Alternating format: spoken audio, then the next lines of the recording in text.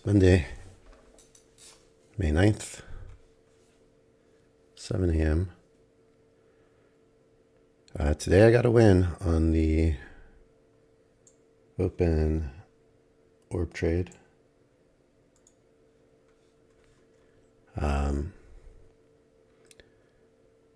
kind of a weird one because it was like really tight range leading into the open.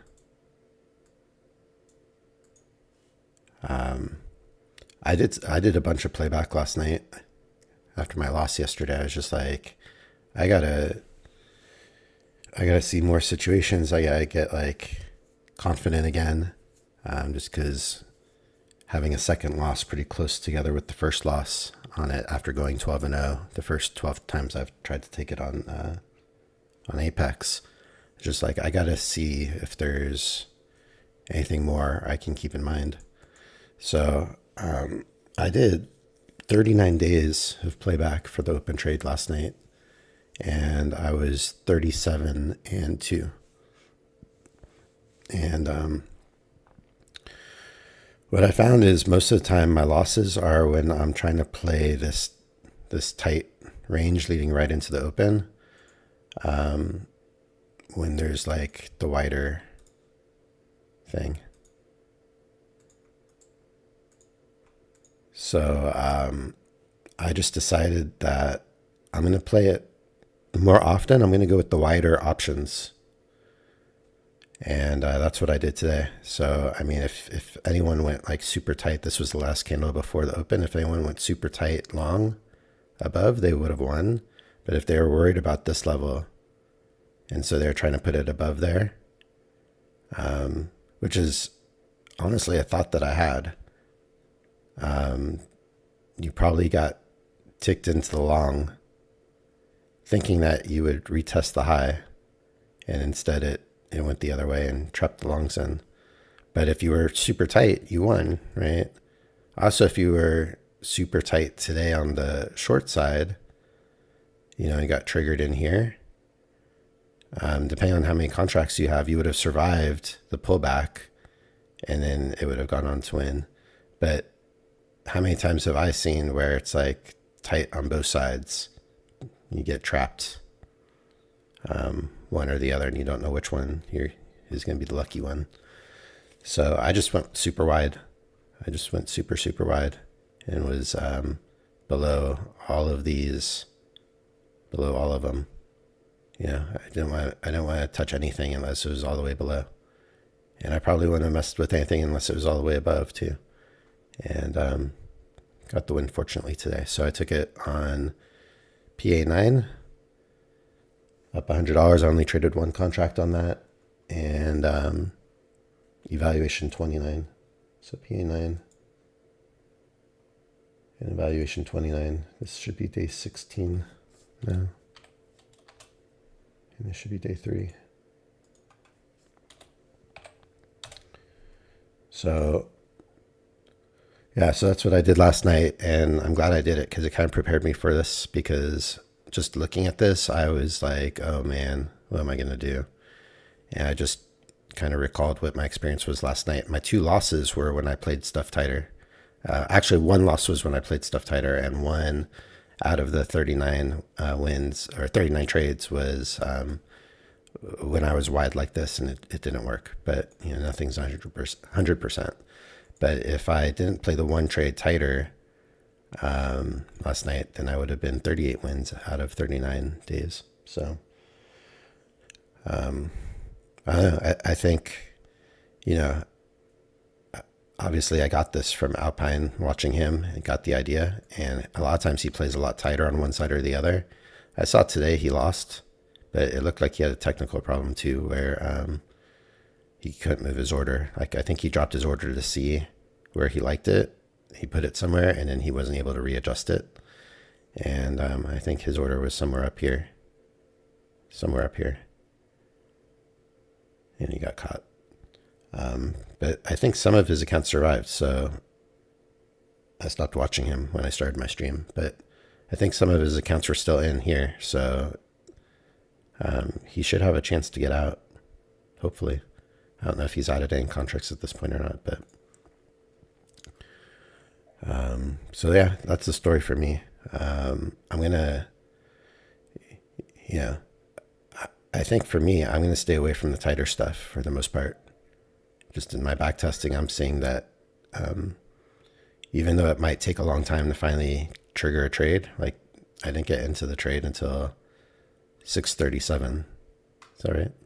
Yeah, 6:37 so 7 minutes after the market opened is when I got in my trade. So I always thought before, like, oh, if I'm not in the trade within the first like 3 minutes, then I don't want to be in the trade.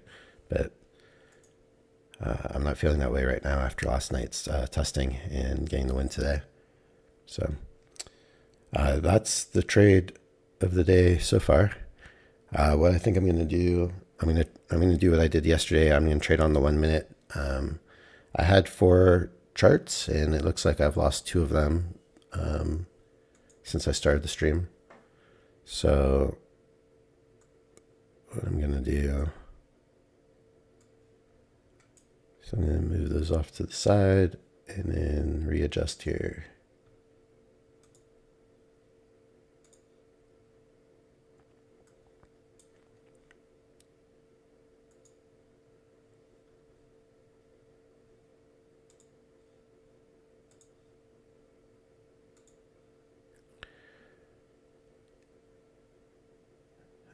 I also did like a little test on Sim right when, not long after the new session started yesterday, just on Sim, and I just try to trade on the 1 minute. I think I like it. I kind of like trading on the 1 minute. I've never done it before. It's pretty cool.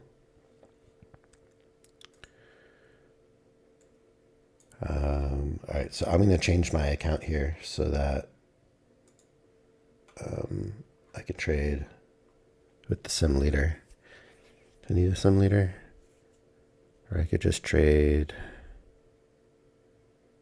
I'm thinking, yeah, I'll just do the sim leader. That's what I always do. All right, I'm going to turn off my display real quick. That way I can change my account without showing my full name on my live account.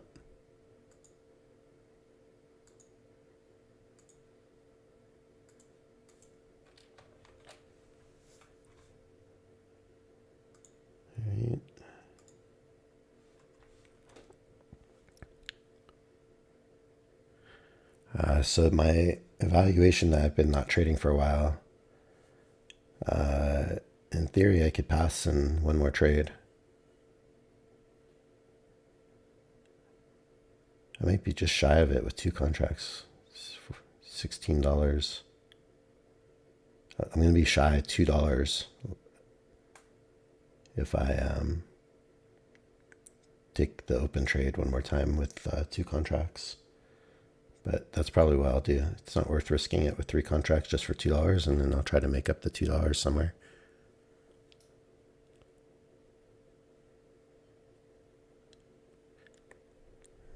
Yeah, I was also considering looking for some more charts.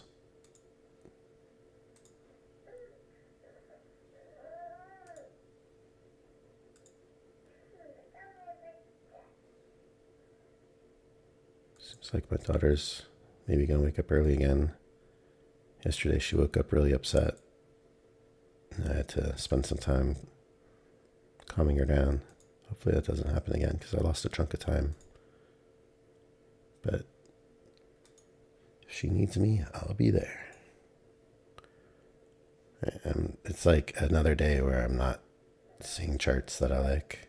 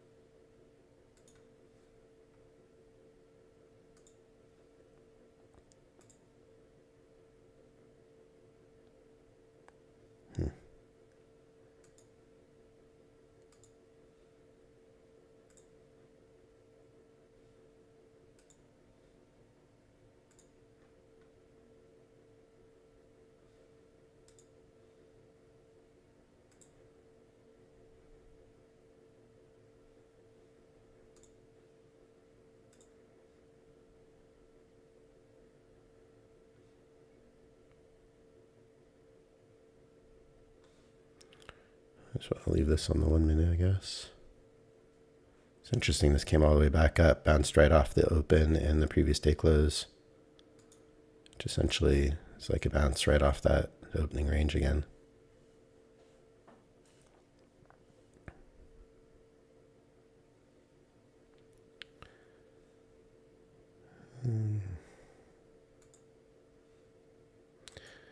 Yeah, I got to admit, yesterday's loss was like a real letdown. I was not expecting to lose the second time so quickly. And then the fact that I had it on 2 PAs that I lost, so I lost half my PAs. It's not a good feeling. But the thing is, the win rate is so high, but it's only so high when you're risking that much on the account. I mean, maybe it would be better to do it with a larger account size, but then you also need a bigger profit target to hit overall. So then you're going to do more size, and it's just going to counterbalance. It's going to be the same issue, no matter how much drawdown you have.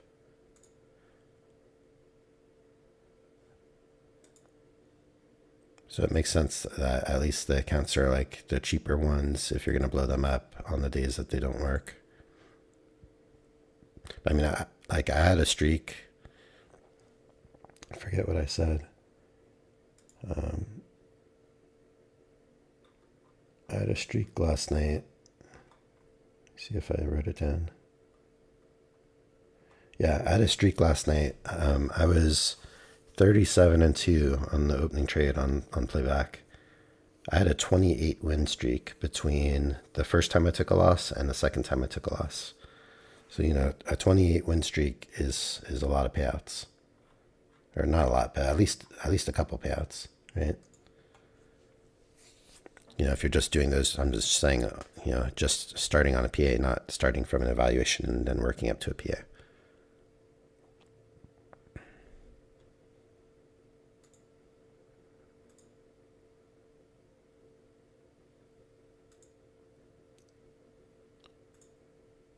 So, I mean, the value of the trade is there for me.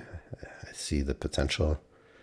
I feel like I just got kind of unlucky. I mean, both of them, and both of the losses I've taken on Apex on the opening trade were both the same exact scenario, where I got bottom ticked into a trade, and then the market just flew from that point. And I was just, both of them is just being slightly too tight, like just barely, unluckily, slightly too tight. So I think for me, trying to be wider more often is the safer option.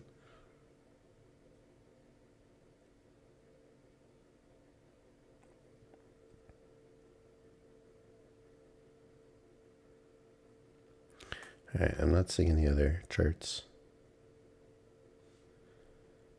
What I was thinking is to just trade evaluation 37 and just try to build it up over the course of the day. I don't want to trade the 50K PA yet.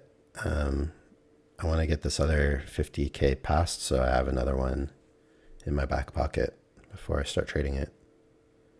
I don't know if that's smart or stupid because I'm just delaying a payout on it, but it's kind of what I'm thinking right now. So if this is falling, I'm not watching Alpine, but this might be bad news for Alpine depending on if he was able to scalp and add any contracts and scalp out on the way up.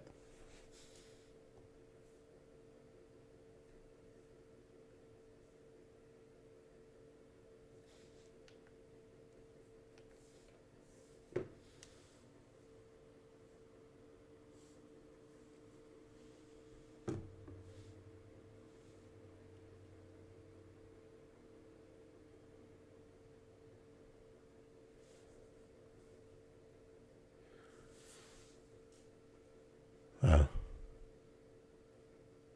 What a tease for him if he thought he was going to get out of that.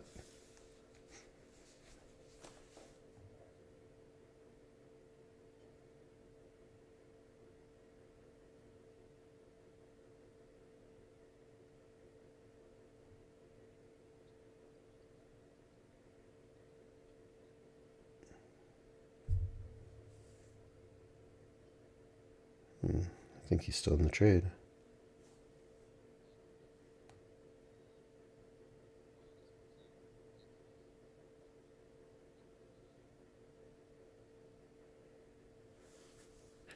All right.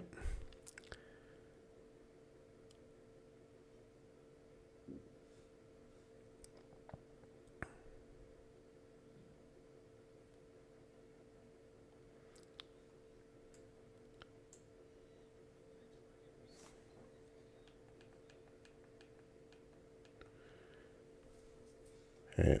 Just very distracted by looking for other charts. Maybe what I'll try is seeing if I could find something looking for just 11 ticks on my charts.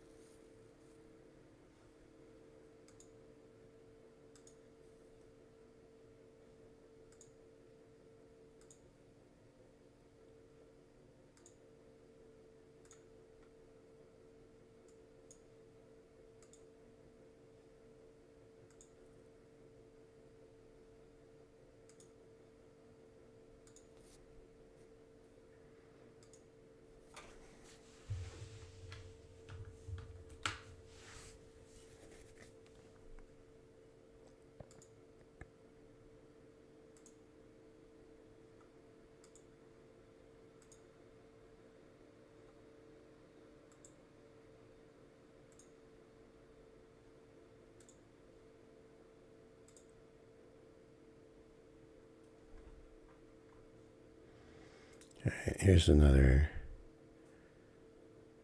Oh no, I'm already using that.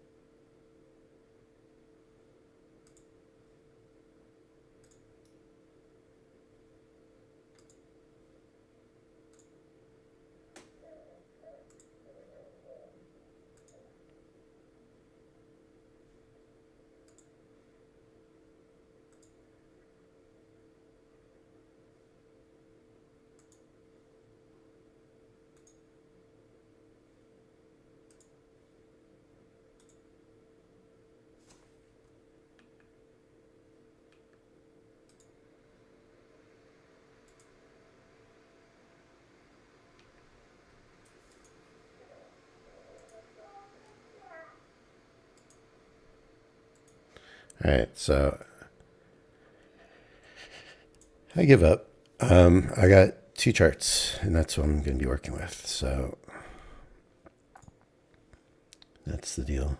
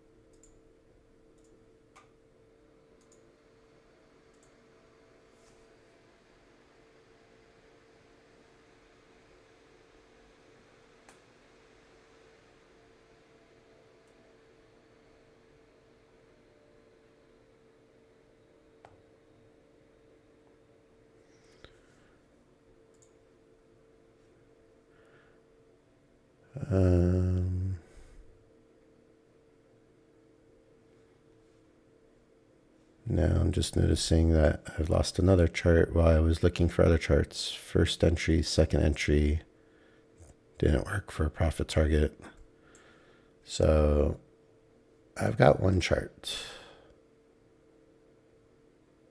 One chart.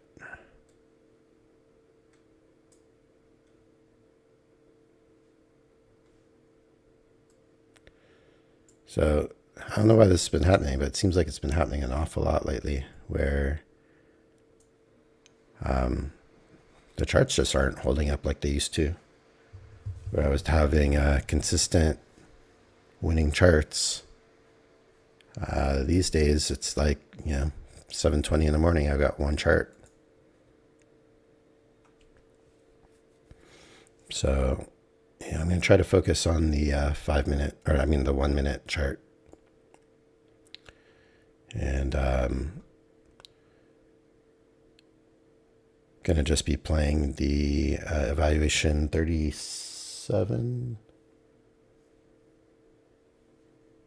and see what I can do. Try to build it up.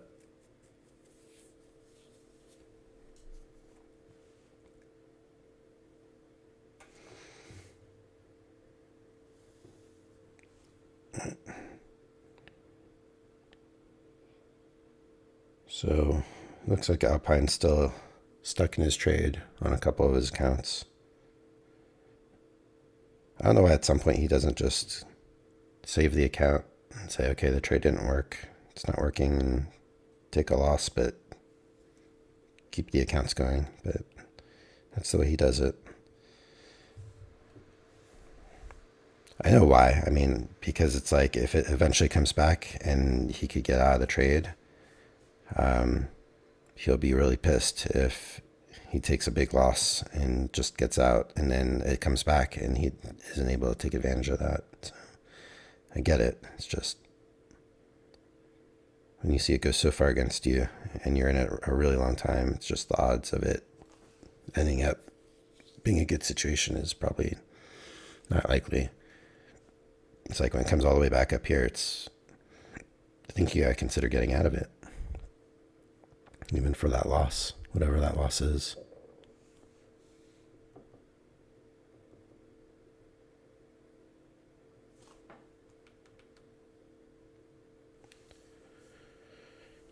All right, see if I can get me some trades. Going back to the opening trade. So yeah, I'm 16-2 on it now on Apex accounts. So 89%, 6-1 for the week, 86%. It's just that one loss is on the open trade, so that wiped out 4 accounts. So my boxes down here don't look as fun as they used to, but that's why I always make sure to have a couple PA accounts. You know, if I have 4 accounts and I'm trading half of them, it's the reason why I'm only trading half of them, is because if a blow up like that happens, I want to still be in the game. So at least I'm still in the game. But yeah, yesterday was painful. Bottom ticked with a tick of slippage.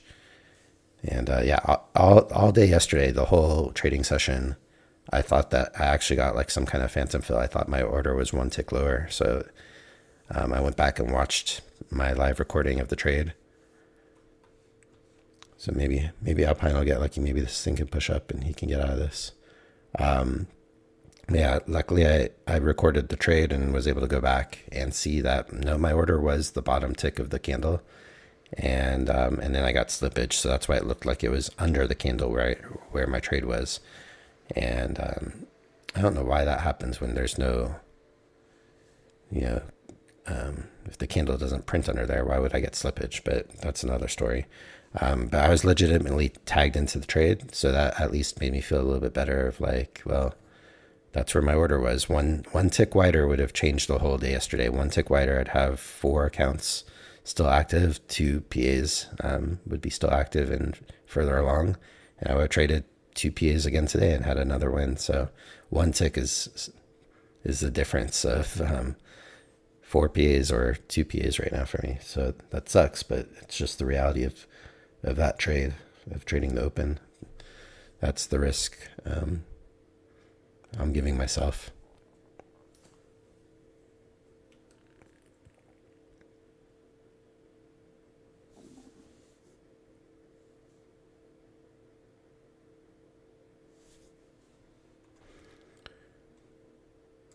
So just looking at the bigger picture on the tick chart, I mean, it's definitely range-like.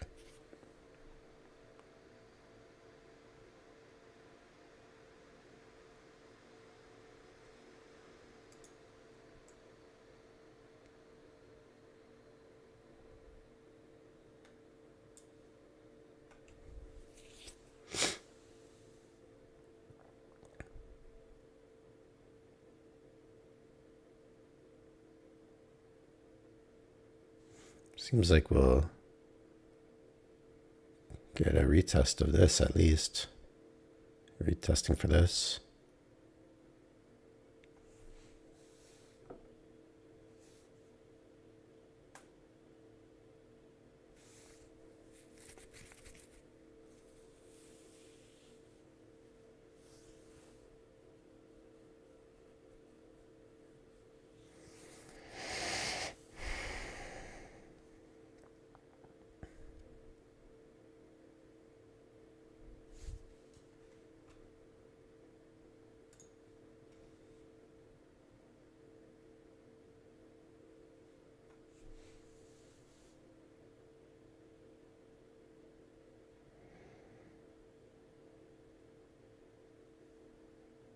All right, so I was just watching volatility on his open trade. He went long as well, but he's only going for 15 ticks, so 15 ticks saved him on that trade. If he was going for 22, I'm pretty sure he would have had a loss.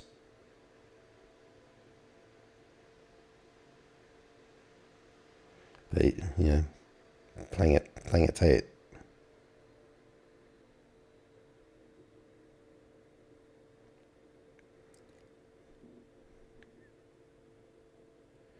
So to me, the margin is so small, the way he's taking that tight trade. He essentially entered it, seems like the same as Alpine.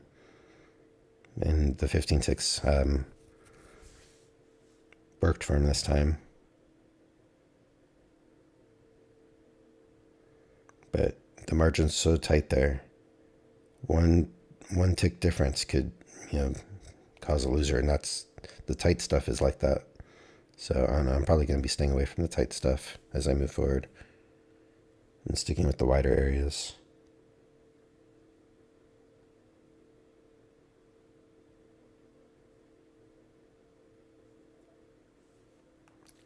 All right, I should be focusing on trying to trade.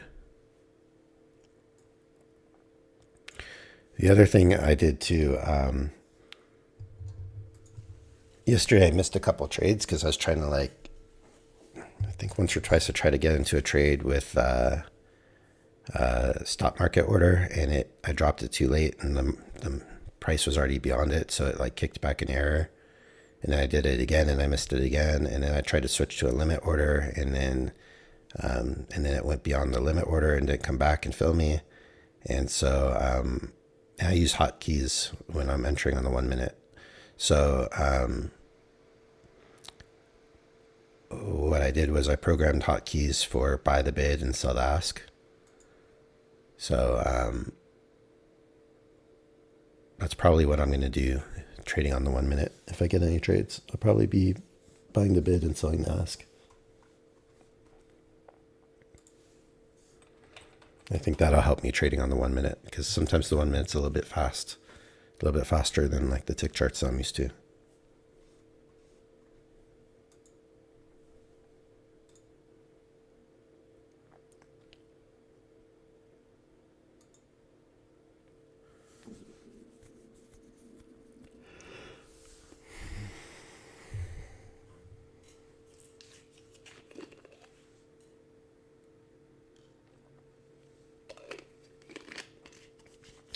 You know what I haven't done? I haven't checked the daily chart today.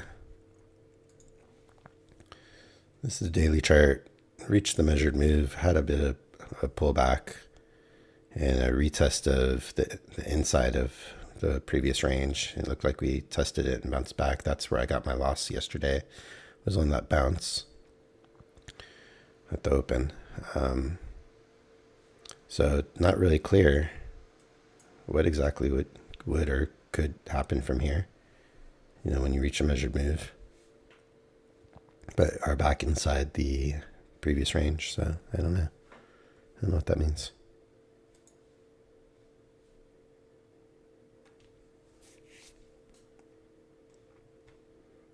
What I would kind of think is one leg up, two legs up. So maybe Alpine will have a chance to get out of the trade if he's still in it.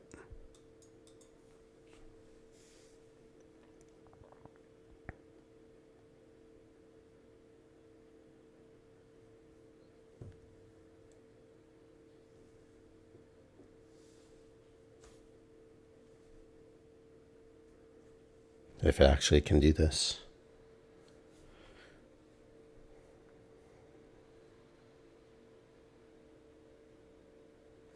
And he's still in the trade.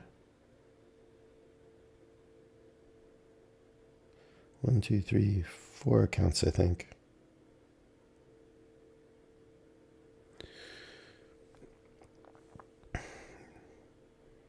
Kind of surprised. Doesn't look like he's added any contracts.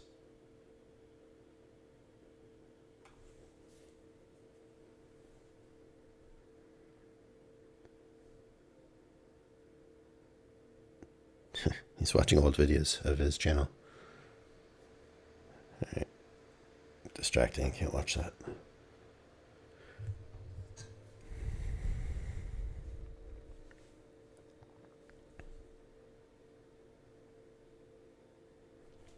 So the way I'm taking the open trade now, I don't know if I could call it the Alpine Orb anymore, just because he doesn't play it wide like this. So if I'm going to start playing it wide, it's different than what I typically see him do. He's typically tight and typically in the trade like immediately.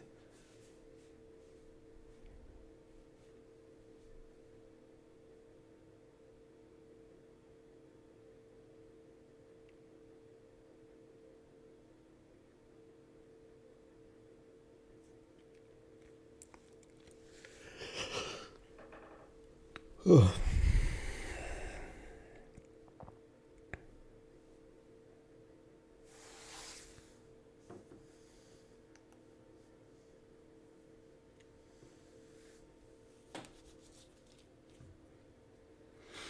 Well, I personally hope that Alpine is able to get out of the trade and save the few accounts, the 4 accounts that he has.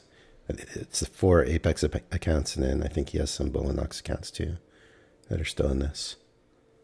And his entry's like up here somewhere.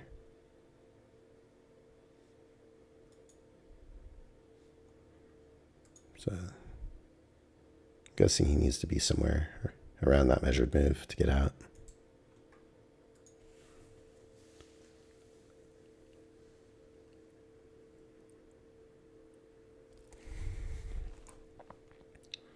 See, there's also this potential measured move. Smaller.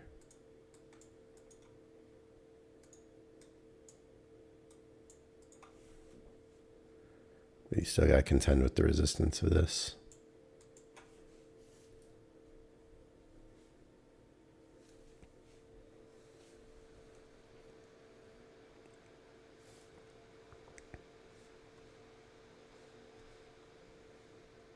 Potential resistance, anyway.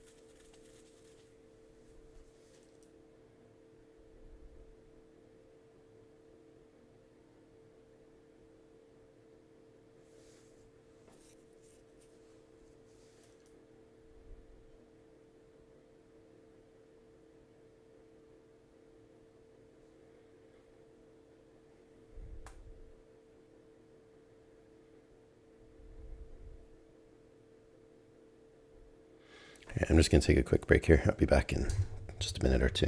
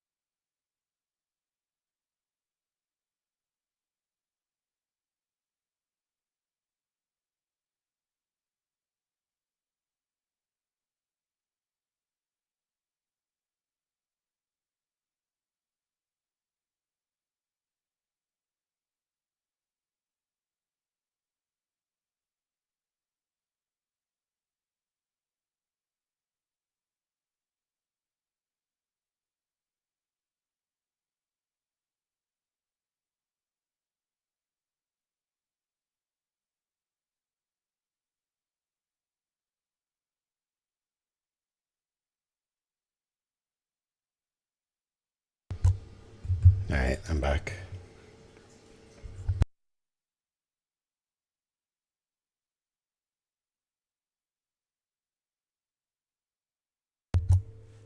So it looks like Alpine did escape.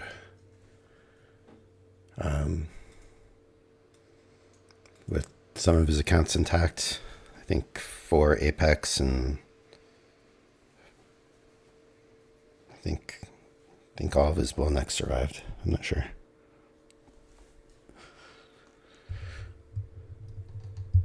So that's good. So he only, he lost 4 of his Apex accounts.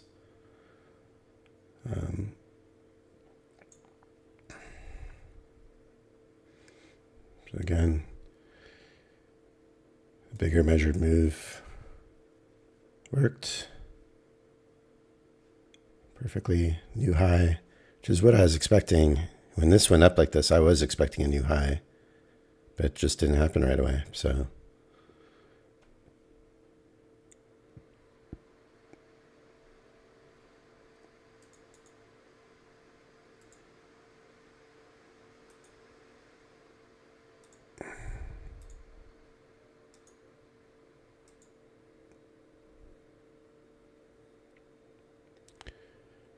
all right, so I've still got one chart.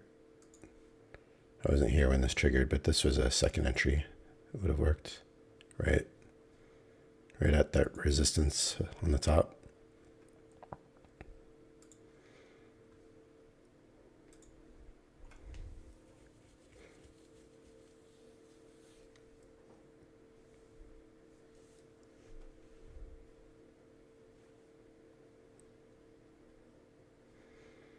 So we'll see here. I mean, I'm kind of thinking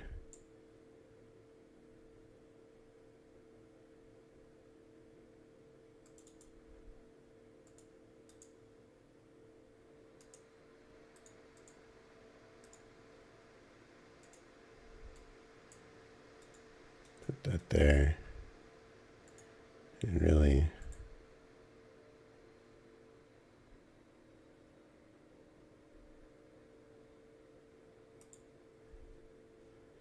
it's kind of a big range like that maybe.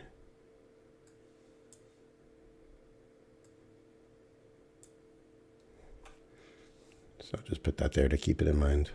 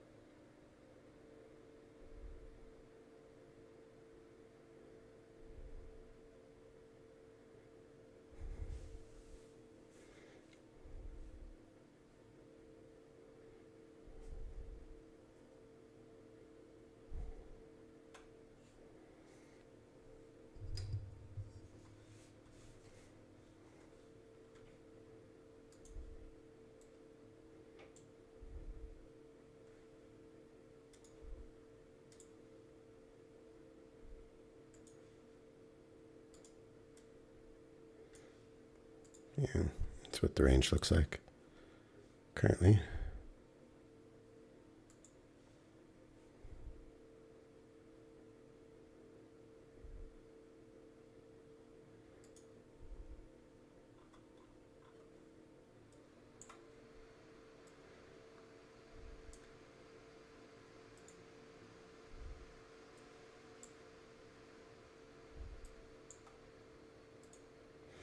I forgot to take OCO off. So again, when I trade, I'll trade off the sim leader to my evaluation 37.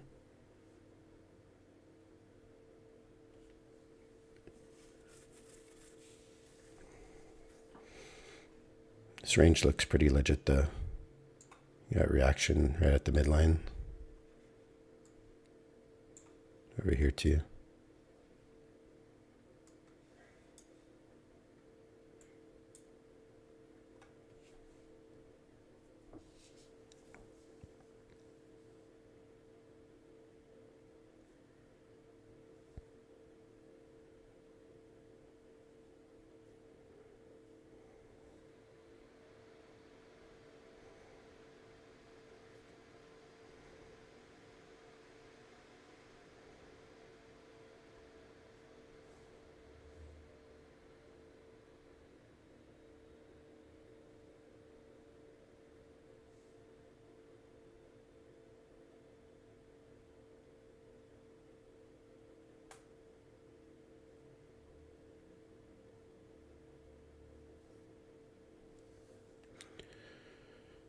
All right. I keep letting myself get distracted. Need to focus on what's happening here. And there's a potential second entry long on the tick chart right off the open, but if it's arranged like it looks like it is, and we just came off the top, then I'm not really thinking to go long.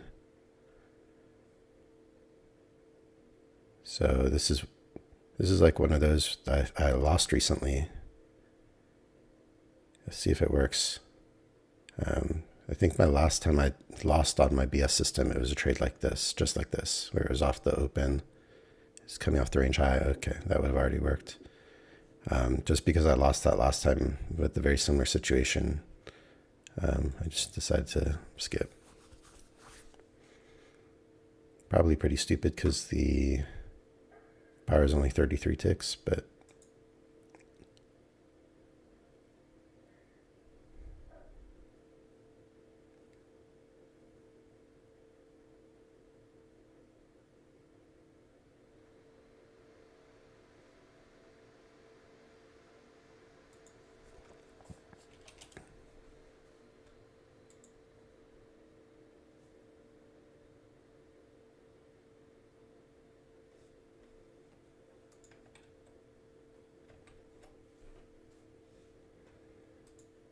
it worked easily.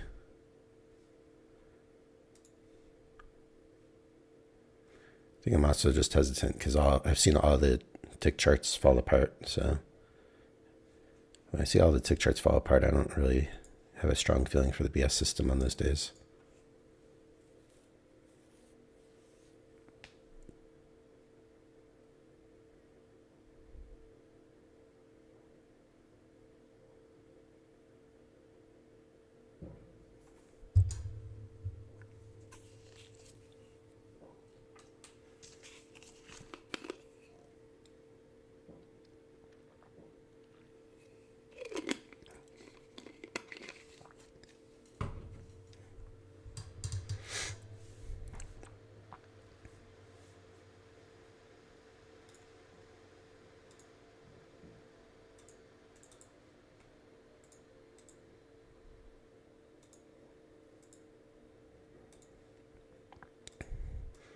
I haven't really been drawing these ranges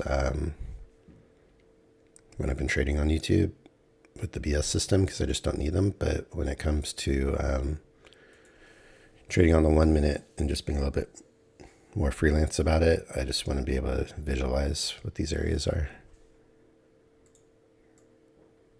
So the main thing I want to do is just not trade into any levels. I want to trade off the levels.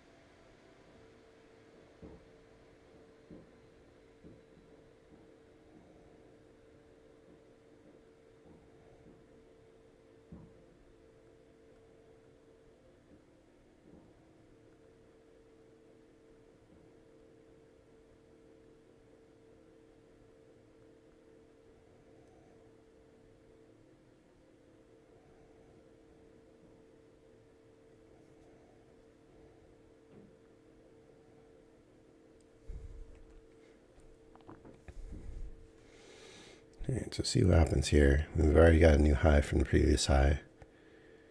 But obviously this thing wasn't able to push too far down. So it'll be interesting here.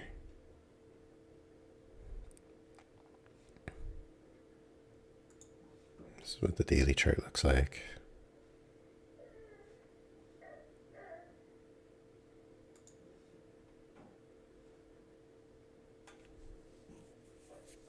Just back on the 1 minute chart.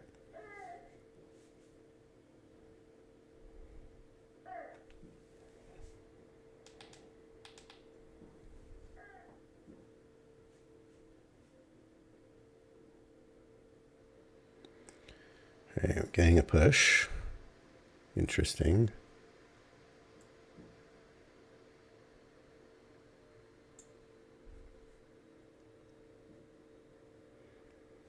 Will a breakout fail?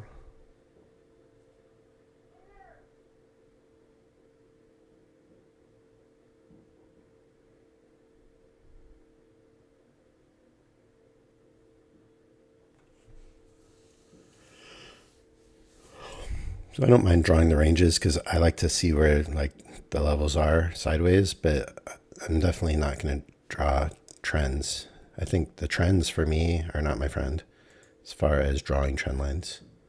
It just clouds the picture for me. And so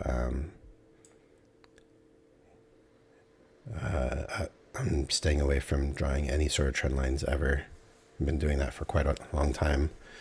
I haven't been drawing these like tight ranges and things so much, but it just helps me visualize it. Even the wide ranges I haven't been drawing, but it's just kind of nice to be aware, like, so I can like visually see like, okay, we're outside of where we've been trading all day, the whole session, and then let's see if it can really break out, or, you know, usually these things will fail and come back inside, but, and we've already got a measured move, so hopefully it'll just help keep my perspective clear, because I certainly don't want to be jumping on board on this to the upside right now, just because it's very questionable.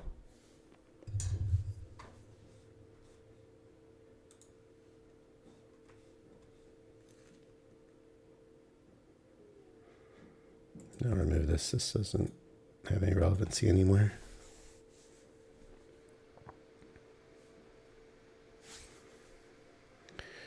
Here, let's see, it should be the same measurement, but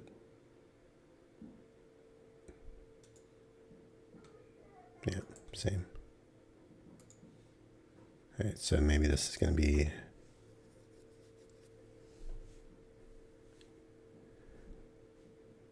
let's see what happens here. Breakout failing, or is it going to find support here?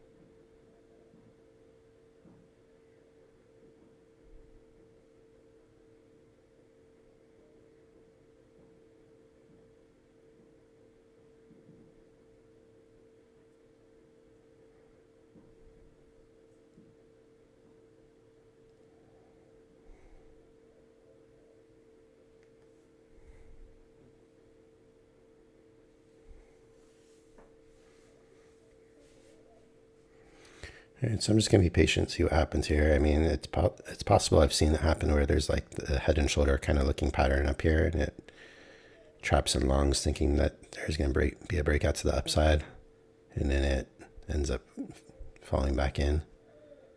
But other times, you know, sometimes it finds support up here and will bounce and get a second leg up and then just keep going. So, you know, I know that on the daily we have a lot of room to the midline and obviously to the top of that. So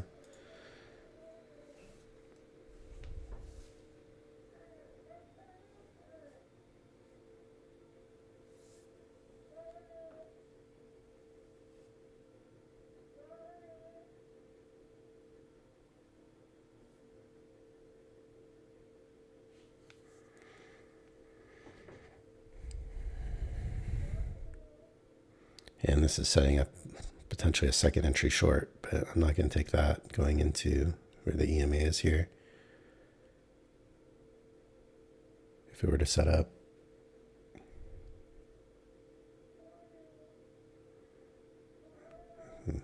Potential level of support here on the small level and the bigger level.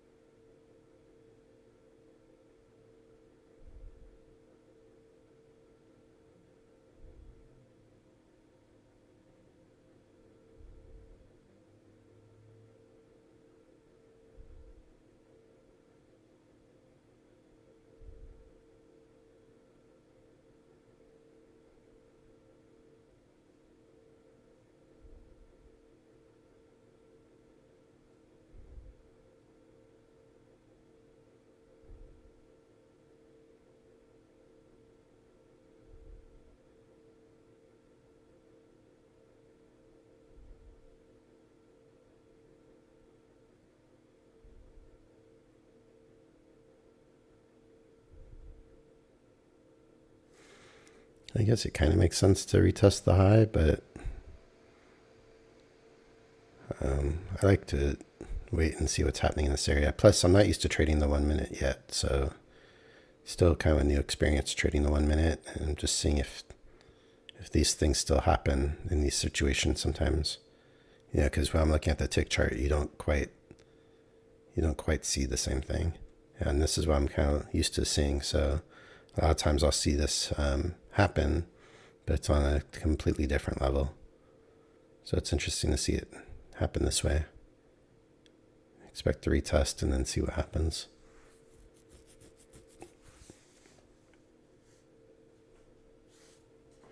I'm basically like learning how to trade on the 1 minute live on my stream now.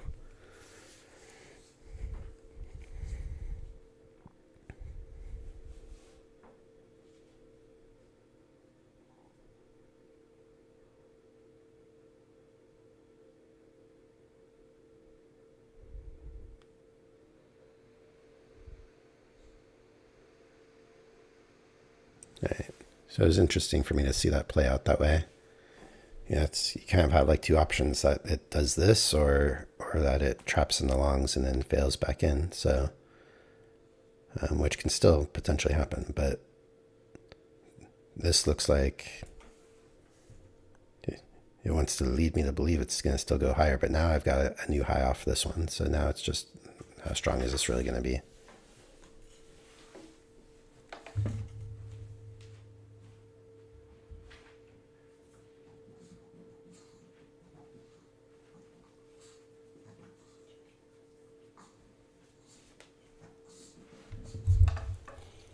It looks pretty strong.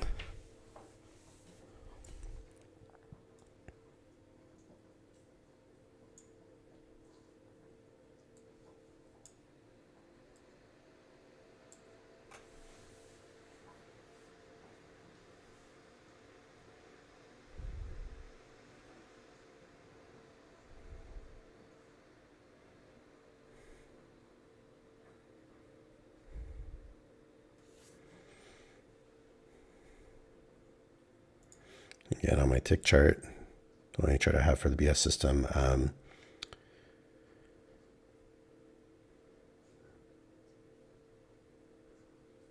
it looks like 1, 2, 3 legs up.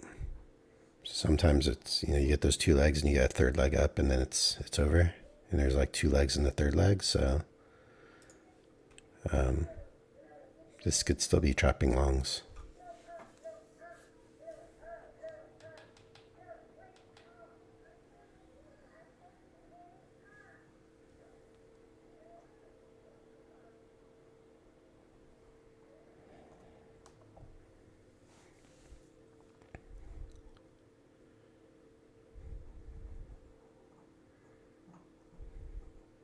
So I don't know. I don't like trading in these areas where I'm just like not sure if we're really gonna make the hard push out of here or if it's gonna come back.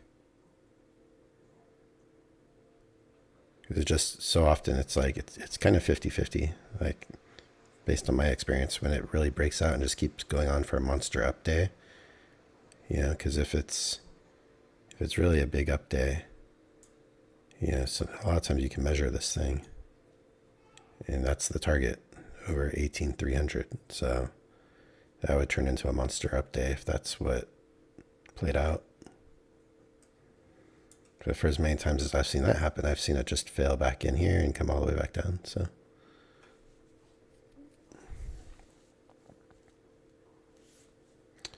Amma, welcome. Good morning. How are you? How's trading today? How's Top Step X?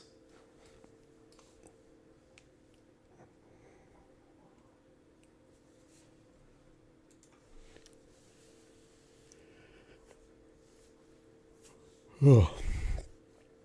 I'm just trying to be patient and wait for setups. I've got one chart for my regular scalping system that I can trade off of, and otherwise I'm trading off the 1 minute.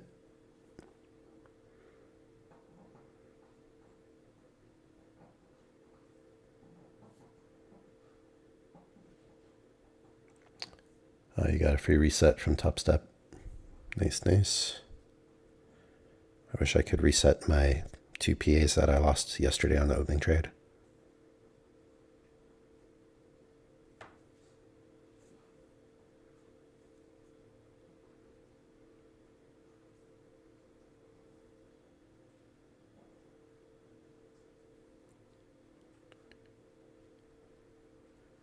So just being patient. I mean, it made sense to me that we found support here and bounced. But I get very, I don't know. When this is happening, I just don't trust it to always just end up continuing on and being a huge trend.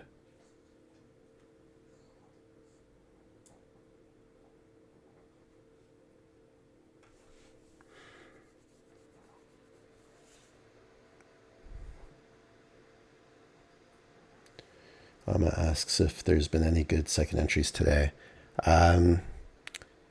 Not really. There was this one on the 1 minute chart, which actually lined up with this one on my tick chart. But the way I was looking at the market at that time was like we were in just a really big range. And so I had a loss on my tick chart. Like my last loss, I remember trading my tick chart scalping strategy. I took a trade just like this and it failed like immediately because we were in a range and we just came off the top and we went back down. So I didn't take this. It was perfectly off the open, but just because I was seeing the potential for a range, I stayed away from that one. That's probably the best one of the day, and it lined up perfectly on the 1 minute chart too. But I didn't trust it, so I stayed out of it. And then before that, I was kind of distracted because I saw Alpine Trader. He got into a long over here on the open trade, and he got stuck in this trade where 4 of his 8 Apex accounts blew up when it pulled back down here. But then he survived on his other 4 Apex accounts when it came back all the way up here. And then I think his bull knocks, he saved all of his bull knocks somehow. I think he's got a really large drawdown on those. So he lost 4 accounts on that trade. And then it ended up working out, just sitting in it for a long time. So I was distracted kind of about checking in and seeing what he was doing or how, what was going on. And then I was looking for charts to find. I couldn't find any charts that I liked for my system. And so by the time I was like actually looking for trades, I'd already missed like a good chunk of time between, I don't trade before 7 after my open trade. And then it probably wasn't until 7. I think we were in here. I think I took a break too. So then it was somewhere around here where I came back. So not really a lot of opportunities for me so far. Poor Alpine. He's fine. I don't feel like poor Alpine. I mean, I like to see him do well. I like to see everyone do well. So I don't like to see anyone blow up their accounts. I know how it feels. I just did it yesterday. But at the same time, I mean, he's still on target for like, I don't know, $30,000 a month or something, I think he said. So he's fine.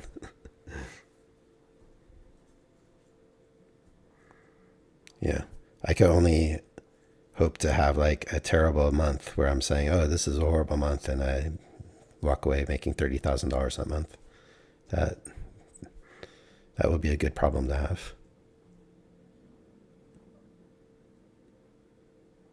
In fact, that's going to happen one day for me. I know it. Man, this month is horrible. I'm making $30,000. It's crap. That'll be a change of perspective.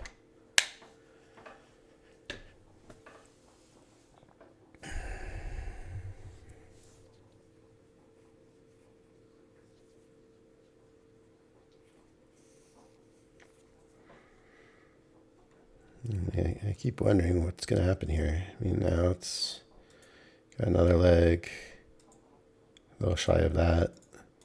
You got the previous day high coming up.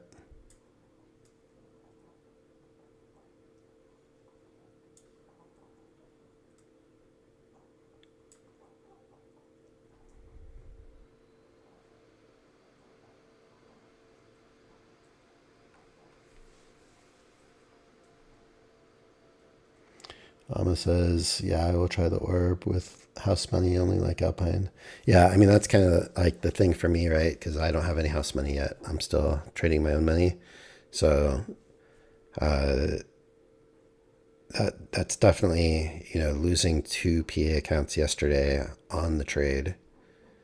I won't lie. It's hurtful when it's not like, oh, well, I'm already up X amount of money from Apex, and so I can have that kind of perspective of like, okay, well, it's not that big of a deal because I'm already ahead, like I'm behind.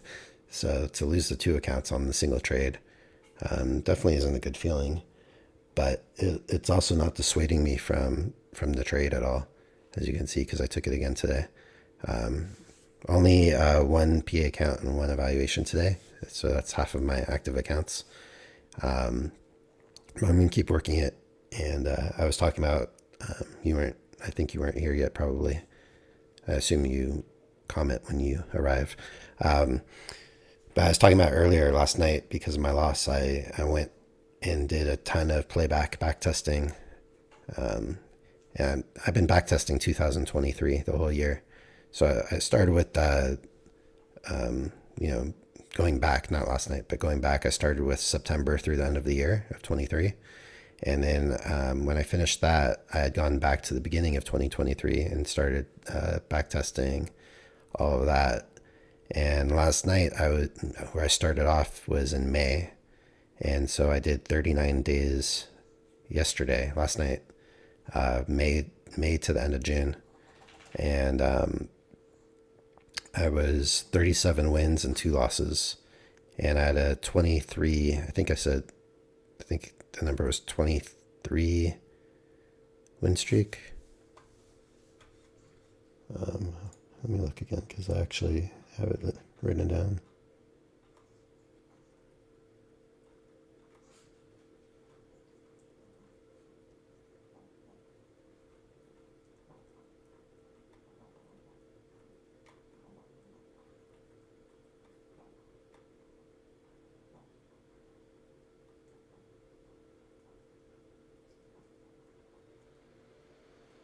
The 28 win streak. So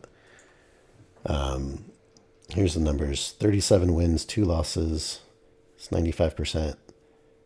And a 28 win streak between when I got my first loss to when I got my second loss. 28 wins in a row in between there.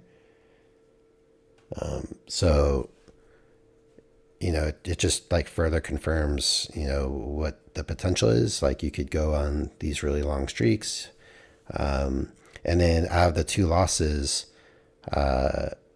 one loss was like how I got a loss yesterday, like just being slightly too tight and getting bottom ticked in. And the other loss was testing. I was just playing the whole thing wider, like looking for the widest range and staying outside of that, even if it's a really late entry. And that one, forget what it was, top ticked or bottom ticked me as well, just being too wide. But what I'm finding is that, the trade's good. You're going to get losses sometimes. And what I'm finding for myself is when I play it too tight is where most of the losses come. Most of the losses in my back testing, as well as when I'm trading on Apex, they're all coming from being too tight on my entries.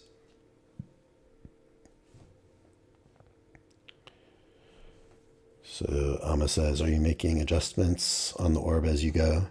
Well, yeah. So that's basically last night. I was testing out just being wider in general and not trying to like, if there's like kind of a range inside of a range, I'm trying to wait for, last night what I was trying to do is wait, like 38 out of the 39 trades, I was waiting for the wider thing to happen and being well outside of that. And that seemed to be, that's what I find seems to work the best for me, where it would eliminate some of the losses where you're just too tight. Like Velocity won today. If he was going for 22 ticks, he would have blown up his accounts. But because he was going for 15 ticks, he had just enough room to get out of the trade before it went down. And Alpine actually had a technical issue, it sounds like. So I think he was moving his order.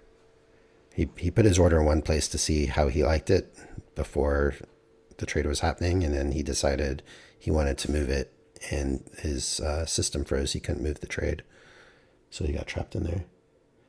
So yeah, I'm thinking, for me personally, like what I'm seeing for myself is I'm probably gonna end up trading it a bit different than Alpine, because he tends to be pretty tight on one side or the other. Maybe he'll be a little looser on another side, but he kind of like applies, what he thinks is going to happen to some degree. And so he'll be tighter on the side where he thinks it's going to go. And then he'll be wider on the side that he thinks is less likely to work. That's what it sounds like he does. And I think I'm just generally going to, like, if this was like the range, like I want to be well above, and I want to be like even below this, like way down here instead of way up here. So that's what I'm thinking.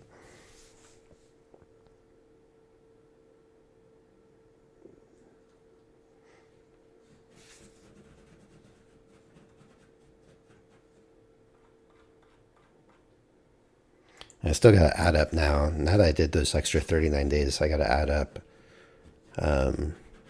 what my back testing and my Apex combined is now on the trade. Because I've done all of 2023 except for about 2 months, maybe a little less than 2 months. And then I've traded on Apex for 18 days. So that's, basically a month of trading. Because there was a couple days I skipped and didn't take the trade. And then, so, I've got almost a full year of days that I've actually taken the trade myself, even though most of it, the bulk of it's back testing, which isn't perfect, but.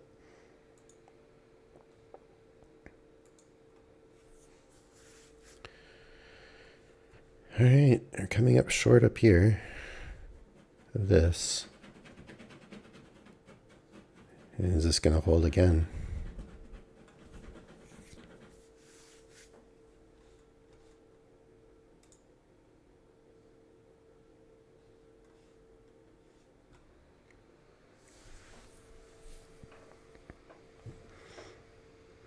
So yeah, today on the opening trade, I didn't enter until way down here. Way down here. And I didn't have my order. I had my order above the high. So I was basically looking at the green range. Whereas I think if Alpine was able to move his order, I think he probably would have moved it pretty tight above this bar. I think he would have been about here, and it would have worked instantly. I think that's what he was trying to do. I think he was trying to move it down and tighter.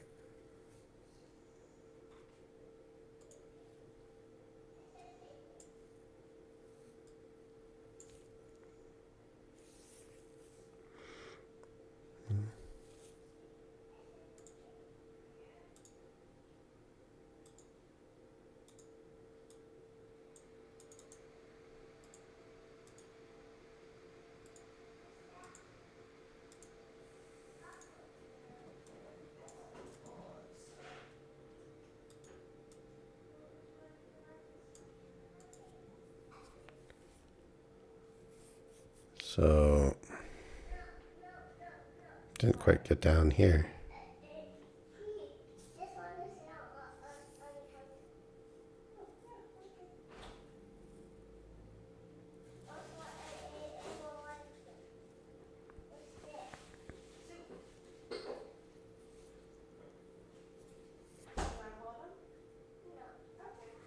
Is it going to get up there? Retest the high of yesterday.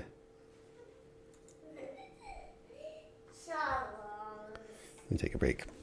Be right back. Hello.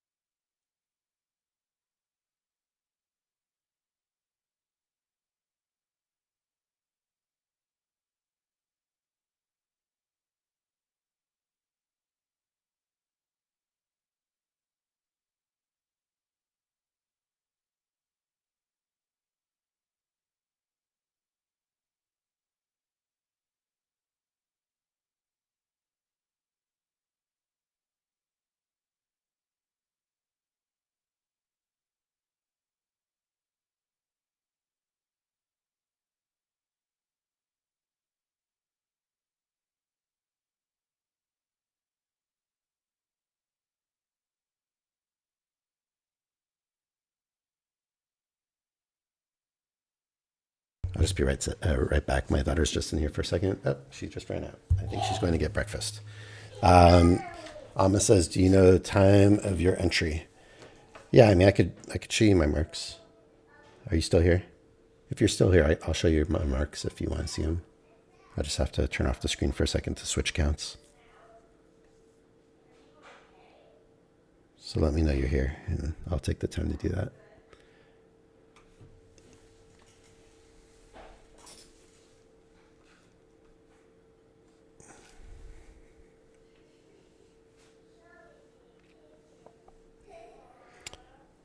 Oh, maybe we lost Amma.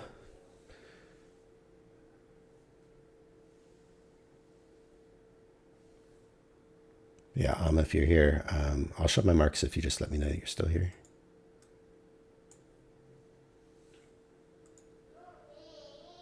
I think though, my bar is on the, or my arrow is on the bar that I entered. So the quick answer is 6:37 is when I entered West Coast. So 9:37 East Coast. Way late. I'm finding it, I used to think that when I first started taking the trade, I always thought that I have to be in the trade like right away within the first minute or two. Otherwise, if I'm waiting around for more than like 3 or 4 minutes, like I shouldn't take the trade. Now I'm not thinking that way at all. I'm thinking it doesn't matter how long it takes. Like once it breaks out of that level, I want to be in the trade. Even if it's 10 minutes later, I'll still take the trade. And that's how I'm looking at it right now. That could change, but that's how I'm seeing things.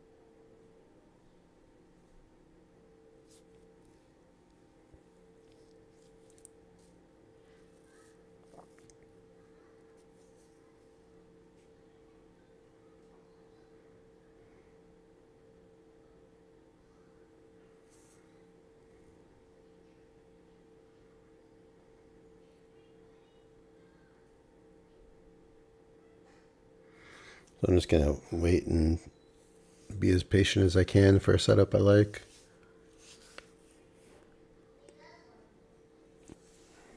I keep going back and forth too, whether I should trade 2 contracts or 1 contract on the 25K. Like today, I could have easily made an extra $100 on PA9. Yeah, which will obviously, if I'm winning 200 at a time, get me to a payout faster. But just knowing that I have 1,000 less drawdown than on a 50K, sometimes that 1,000 drawdown could be the difference of winning trade or losing trade on that trade. Just like Alpine today, he lost a bunch of accounts, but then the accounts where he had 2,500 or more in drawdown, he was able to survive it.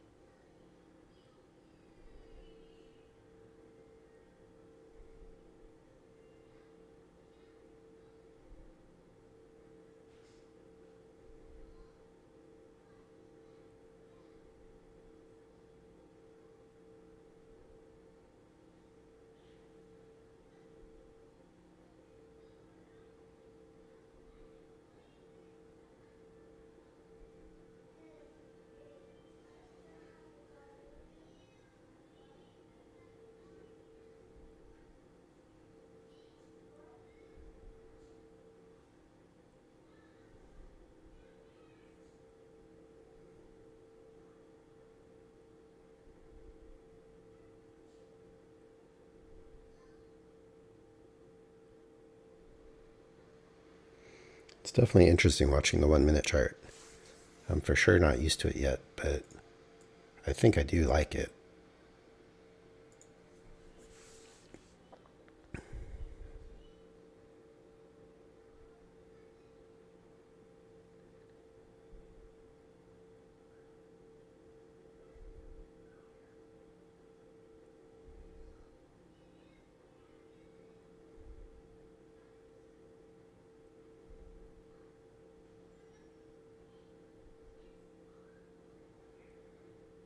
So let's see what happens up here. We got the previous day's high up here. We've got this measured move of this last leg there. Seems like the market's got some strength.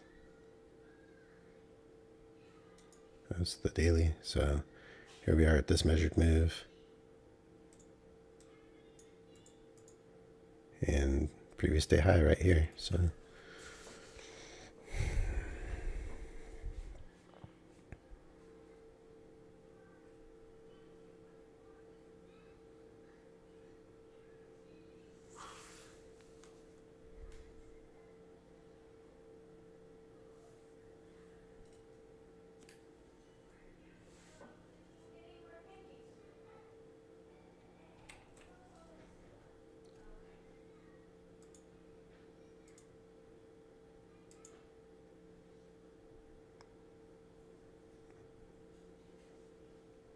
just trying to get a little bit here.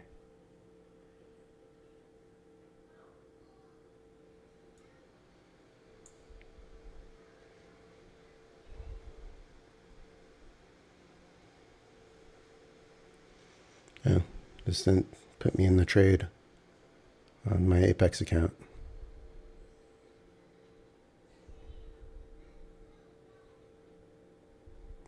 It only entered me on Sim. Alright, well, oh well for that. Maybe it saved me. Let's see.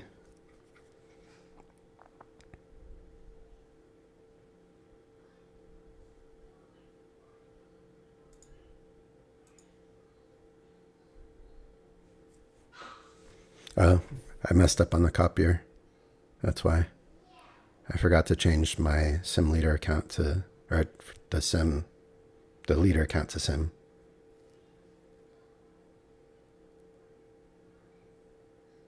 That's what happened.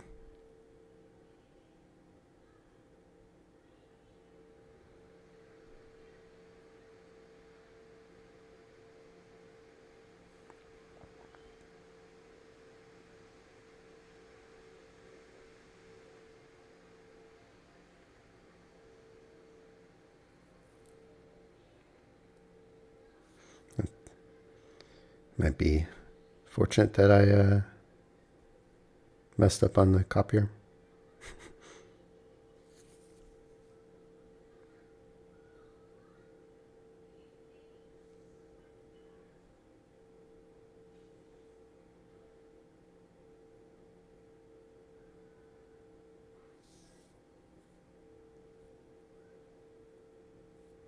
So this is just a Sim trade, unfortunately, or fortunately. I figured we reached the measured move. It was a failed breakout of this level. It was also a second entry short.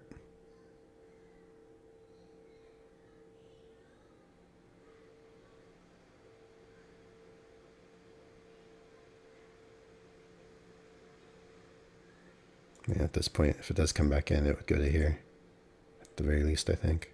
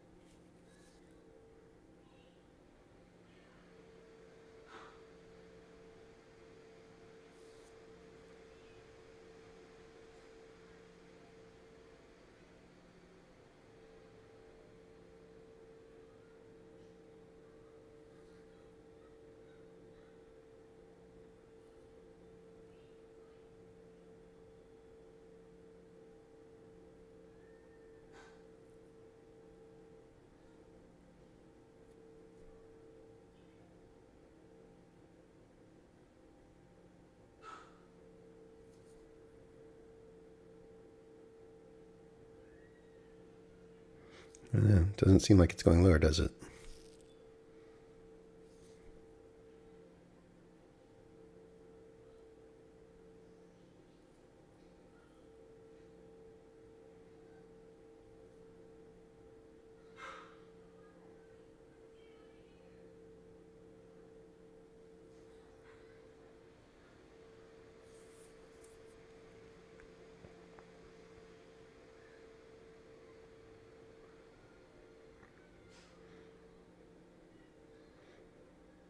Well, it'll be interesting to see if it works.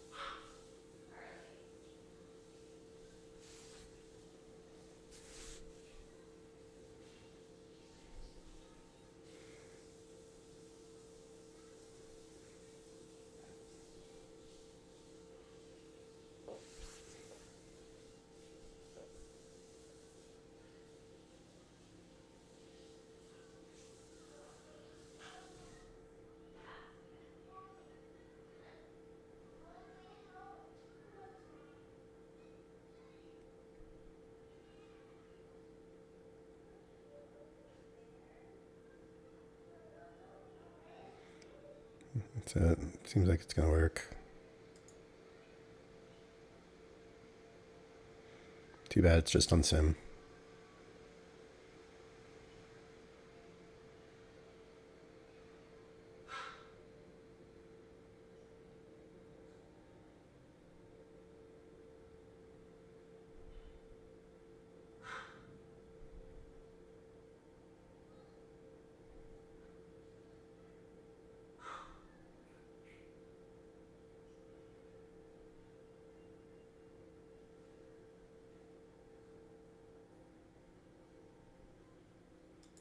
Let's put it there. Just in case there is a bounce. So we would have made like 140 bucks. Unfortunately, I didn't change the Replicanto leader account back to a sim leader from the opening trade, because I had the copy trader directly from another Apex account that I traded earlier. So that's too bad.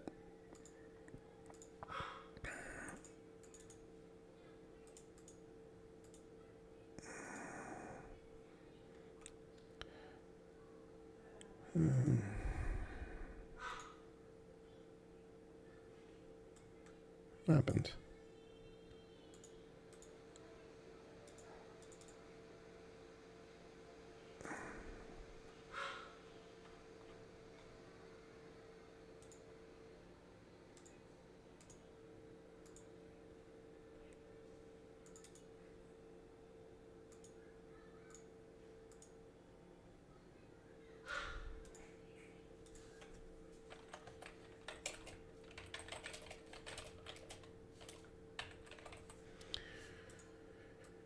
So that would have been a nice trade.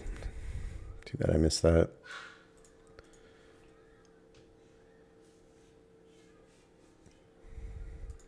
So again, that's where drawing these ranges, I think, will help me overall, is just to see, like, we reached the measured move and it was a second entry and we had a failed breakout of that just under the previous day high.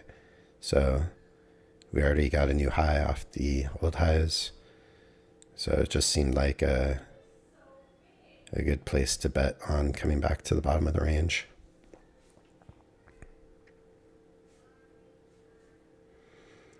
But at the same time, I also realized that this was new high, so first entry long. So when this bar was kind of looking kind of strong, I didn't want to see a second entry long that then just made it bounce. So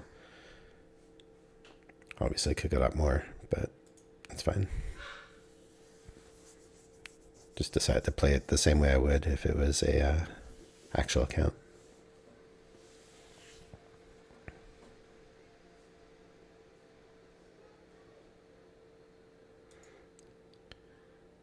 So what did I get? 7 points.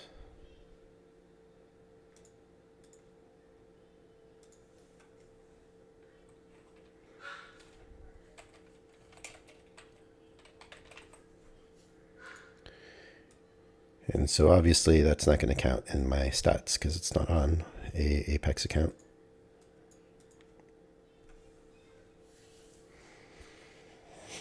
Unfortunately, I mean, when it started bouncing up, I was like, oh, maybe it's a good thing I'm not in my Apex account, but it worked out.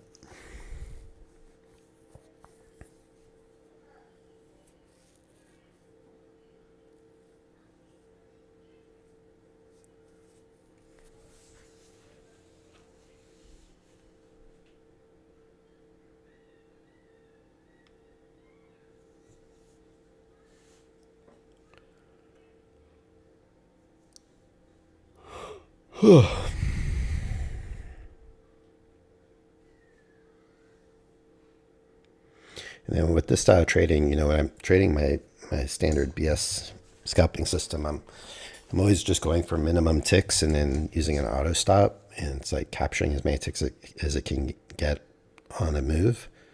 But with this strategy on the 1 minute chart, I'm just looking for levels to trade to. So in this case, I was thinking the midline or the or be in front of the bottom of this is kind of my target. And that's something I'm trying to fold into how I trade. And it's a little bit safer, I feel like, on the 1 minute to do that versus on the big tick charts that I typically use. There's just a little bit more room to see what you're working with. At least that's how it feels for me.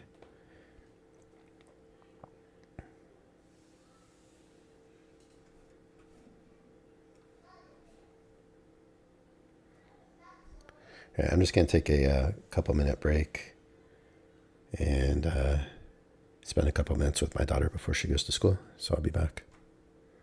Hopefully no more mistakes on the copier. I think I did that another time somewhat recently too. All right, I'll be back in a couple minutes.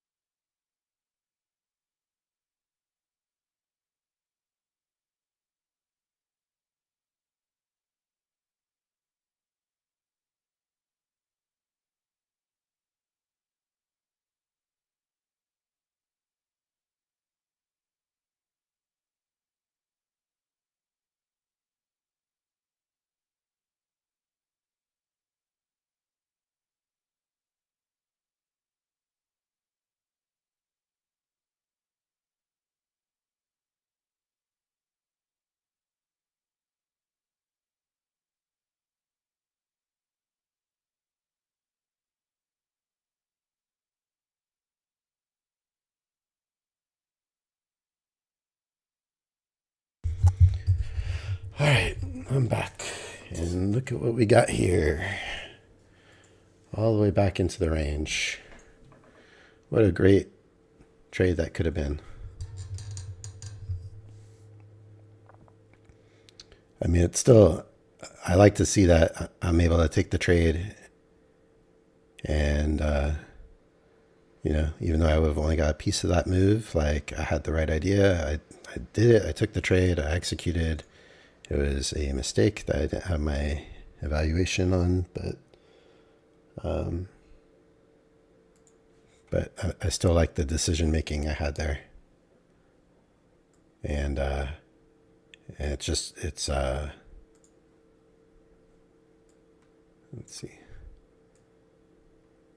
It kind of helps continue to confirm that I can trade on the 1 minute chart without my training wheels on with my BS system. So,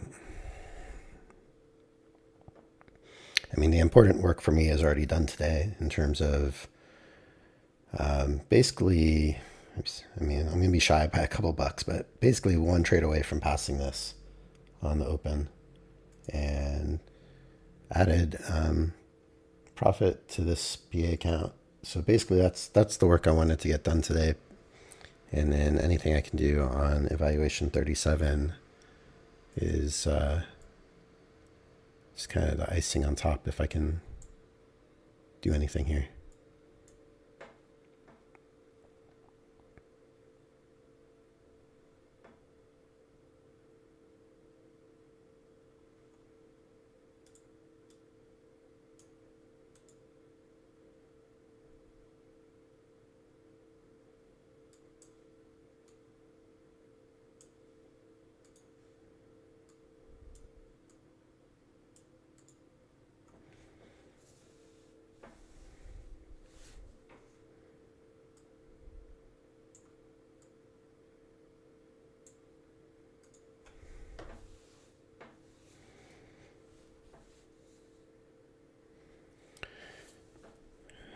That's nice to see. I mean, that was a nice trade.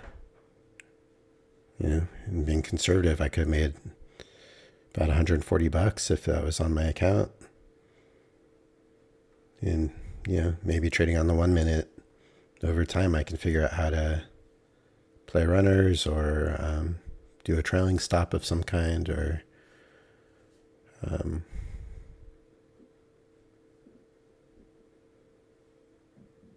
yeah, this was good. I mean, it had clear another 2 legs up after the other 2 legs up.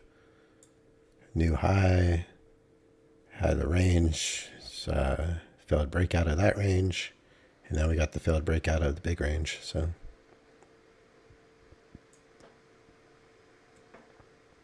at least my read is right. So it's just a confidence booster.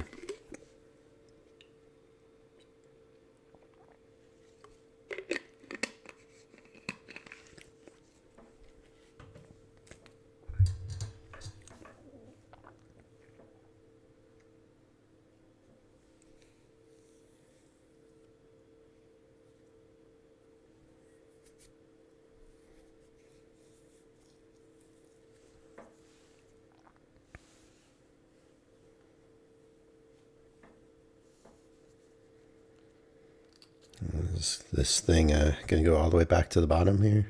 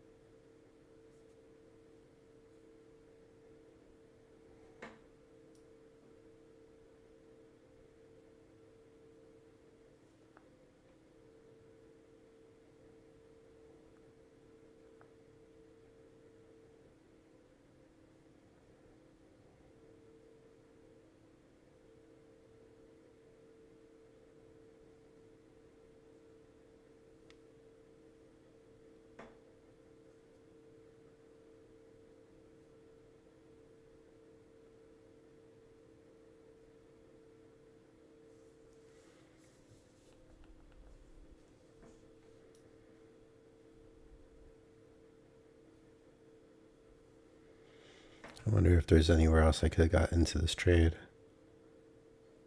I mean, maybe on this rejection. Who's going lower here? Maybe I could have got in there.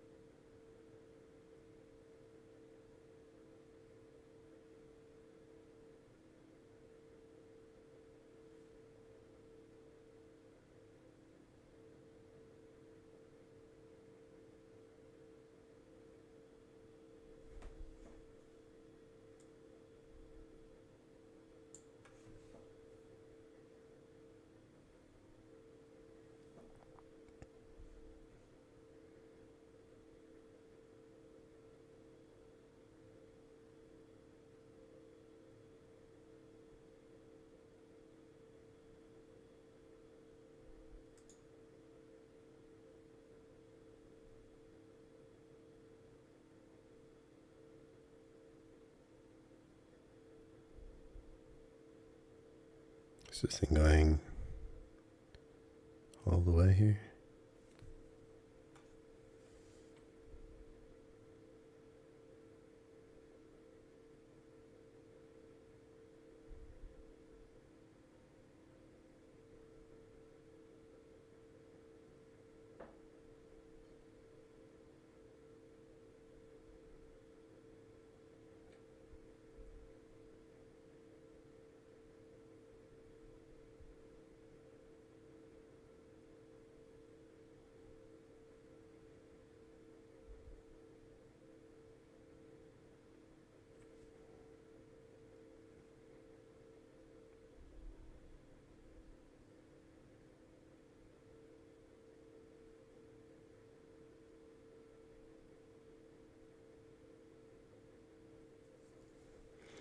So interesting, my last and only chart I had for my tick charts, there's a first entry, second entry right above here going right into the previous day close, and got trapped out, and now it's going up. So technically this chart's no good anymore also. So the only trading I can do for the rest of the day is on the 1 minute.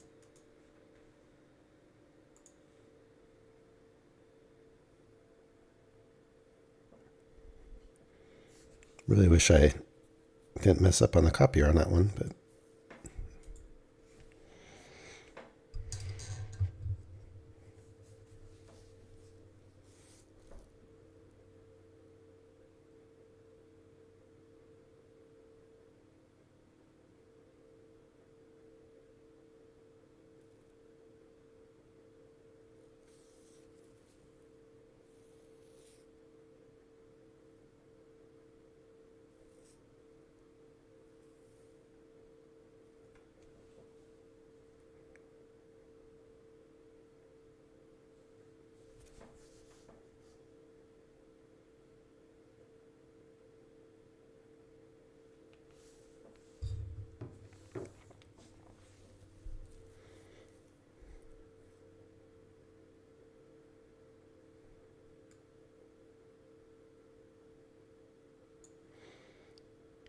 interesting. It seems like this level still has a reaction.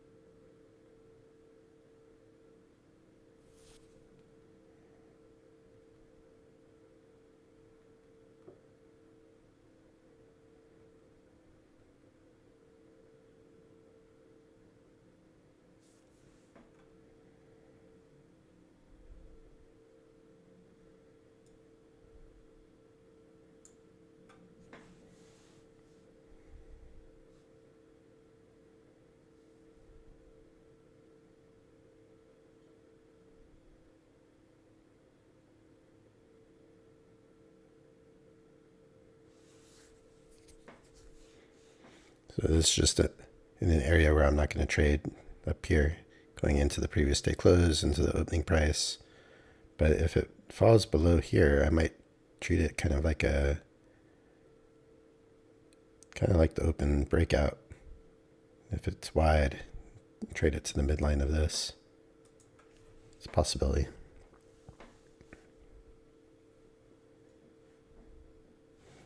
So I think if it gives up this level here, then it's going to be like exactly where I entered the trade before on the open. Or this level could just hold. We'll see.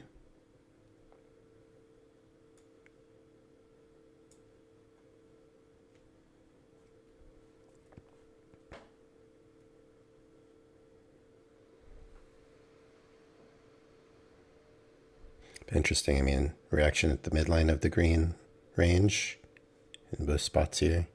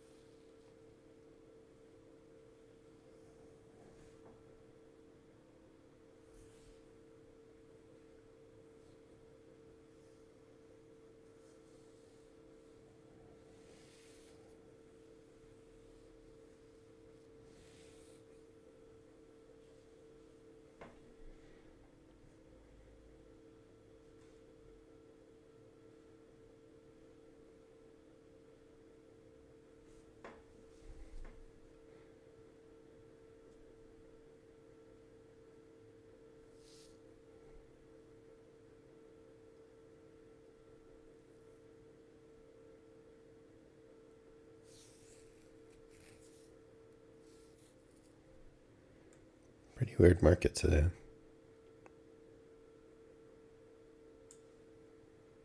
Not using this chart anymore, but just to see a bigger picture.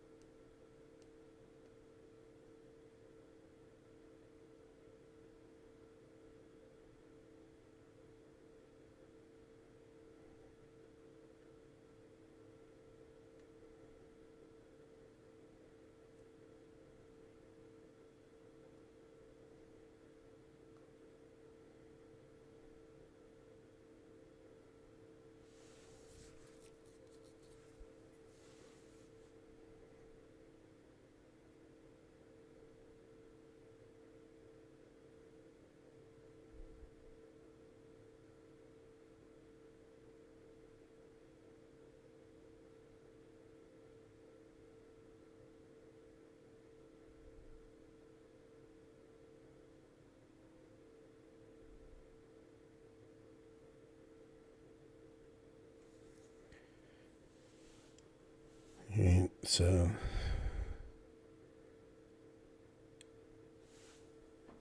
see if it can move past this midline of the green range.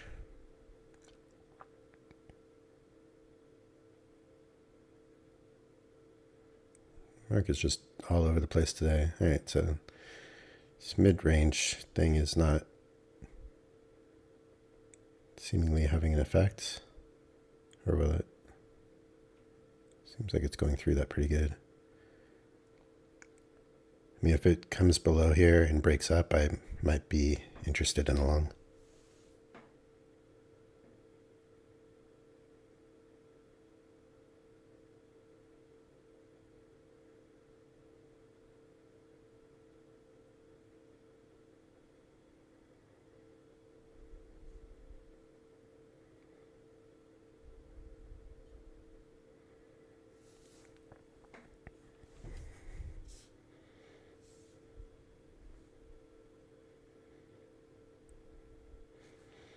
So midline maybe being resistance here.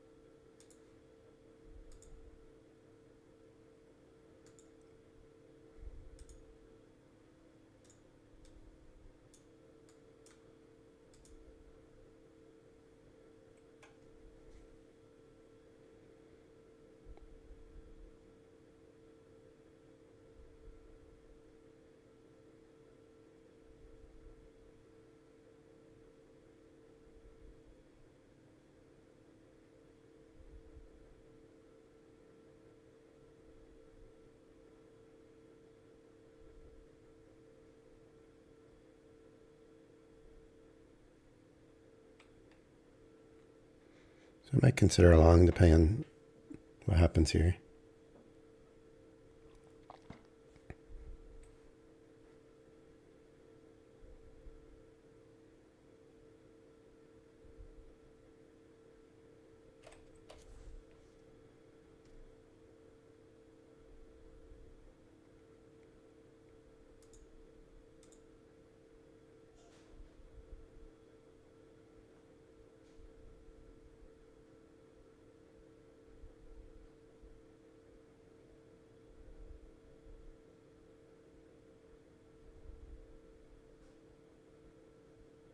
See if this has any follow through.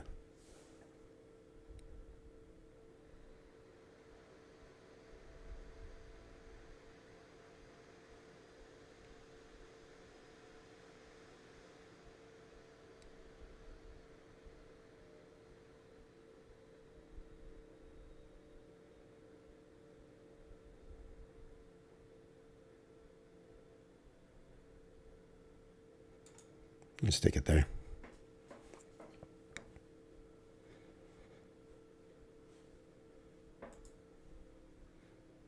So it's probably going to go all the way up, but I just had a little bit of concern about this level here. So I just really wanted to be out in front of that.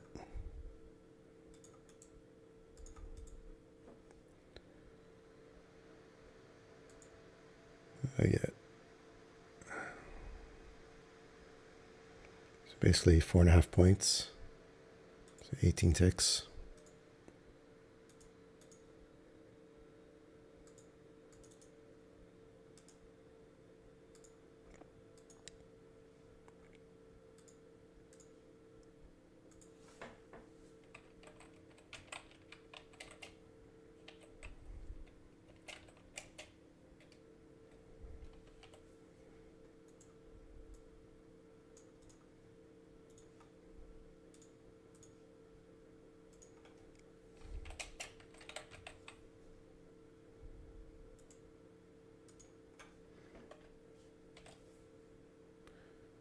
So at least I didn't mess up and have it on sim again. So that was good. And so, yeah, you can see a little bit of pullback here. You know, I got measured moves to go higher, but I think this was a potential kind of slight resistance, and I just wanted to be out in front of that. So, and seeing it was having a little bit of a reaction there, I'm happy with that.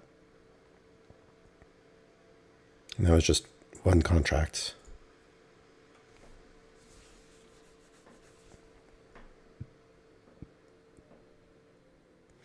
I'll update my stats here.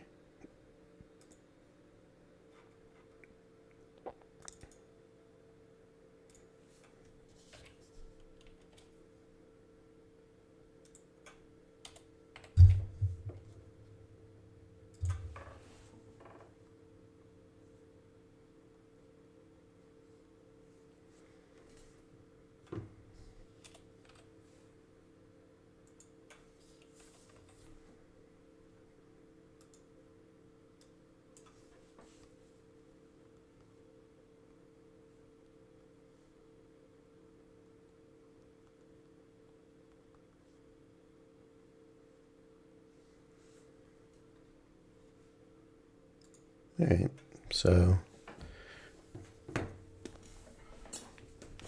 feel like that was a decent read there. And, this thing probably gets at least up to here, right? But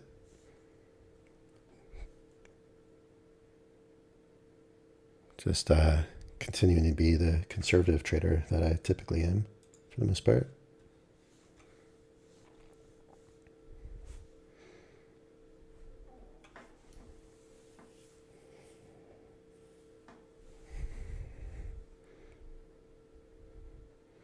I don't know. Like it's hard to go for big moves that are going to take time to play out because, like this is already, you see that resistance is moving back and it's already coming back to where my order was, where I entered. So I don't like to like sit through this and lose the profit I already had.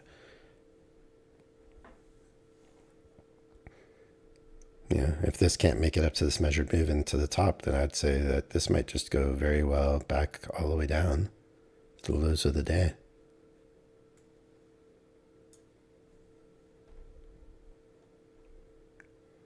So I don't know what's going to happen. I just felt like that was a pretty good read.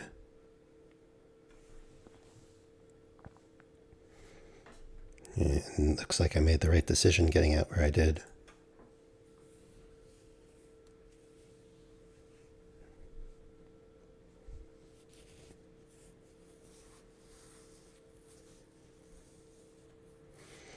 And so you can see trading this way, I'm not being like exact, entering in one tick above or below a bar, not having like, not really considering a signal bar in my trading. I'm just trading based on, just how I'm reading the market, price action.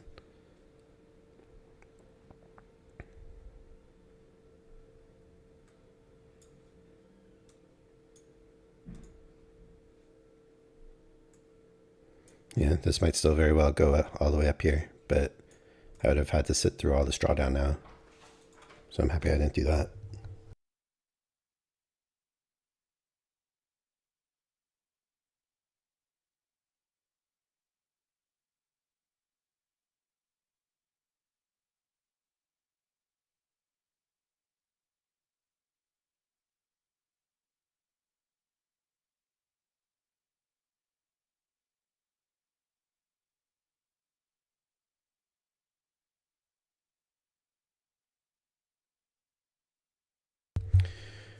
All right, so it feels like I made a good decision here getting out of that trade.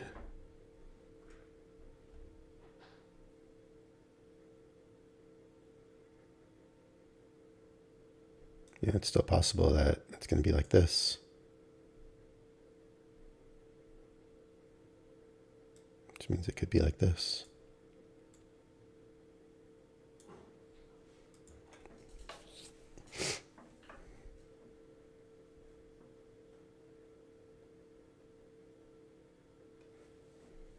But depending on how some people are playing this trade, they might have their stop here, get taken out, and then it goes up, right?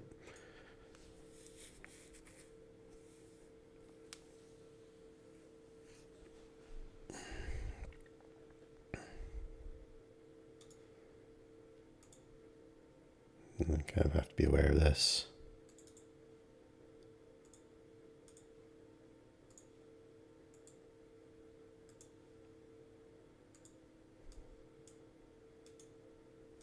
So really, truly for me, like measured moves are great.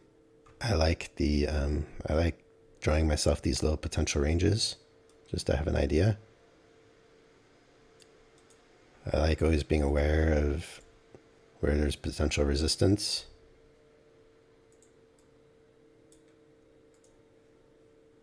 And but for me, drawing the actual trends makes things very hard to decipher. And I'm glad I've gone completely away from drawing trend lines and trend channels. Because to me, that just clouds everything and makes it really more complicated to like have an idea what the market's trying to do.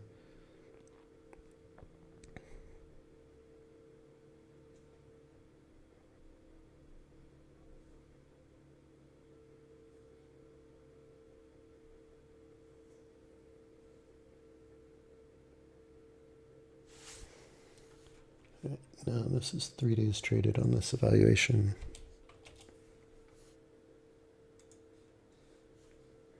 All right, so I'm just going to stick with this evaluation. If I see anything else, I'll continue to take trades where I see them.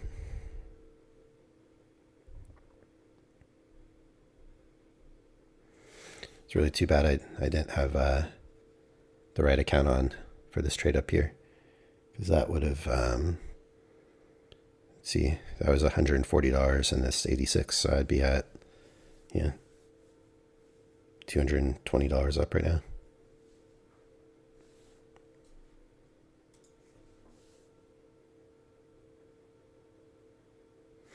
And again, this resistance level is playing a role.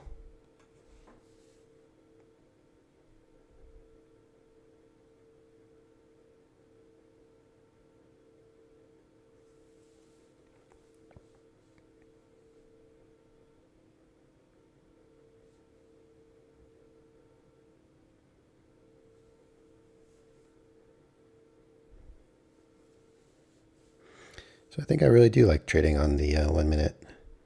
Trade a little looser. I just did a buy the bid entry.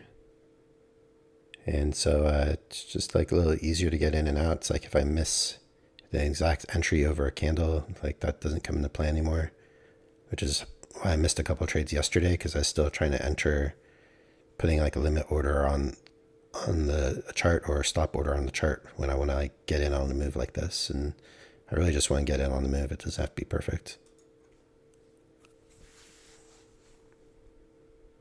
And as long as I know where my levels are and where my targets are, that's really the key for me right now.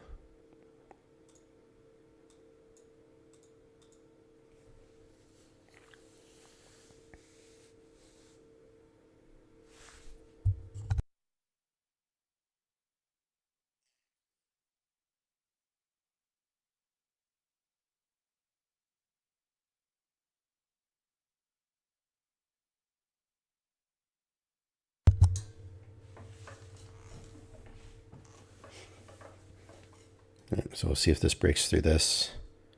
If it does, I do think we'll get up here.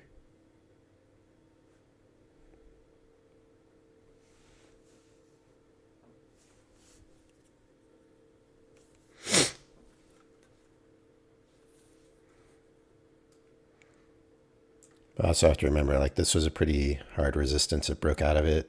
So it might just be trying to retest that before it just comes all the way back down here. So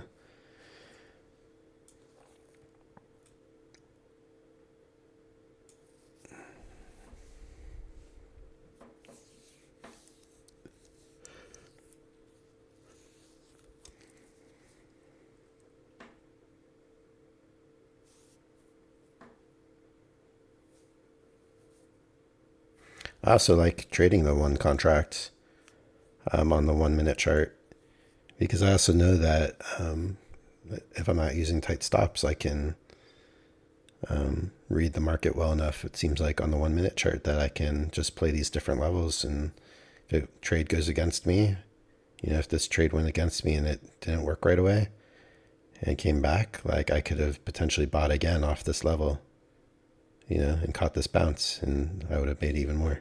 So with the second contract at that point. So I don't consider that dollar cost averaging, because I would have scalped out of the new one probably before my target for the first one. So it's first in, first out. So it's not DCA. It's just scalping. It's scalping two different positions. So kind of putting all these things together, I think I really like it. I feel like I'm reading the market well enough at this point that I can do this sort of stuff. I kind of needed a system for a long time because I didn't know how to read the market, but having all those systems has really taught me what to look for. So we'll see how I can do with this as I go on in days ahead. Maybe I don't really need a, quote unquote, hard rule system necessarily.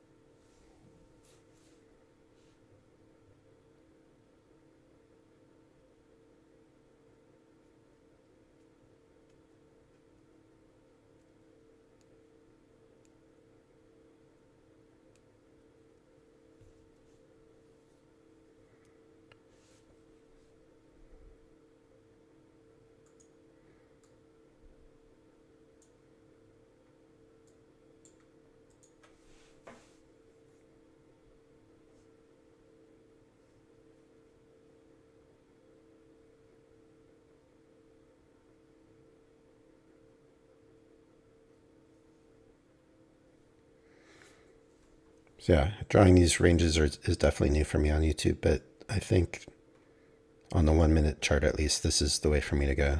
This way I can really see the levels and look for my setups and just target the individual levels.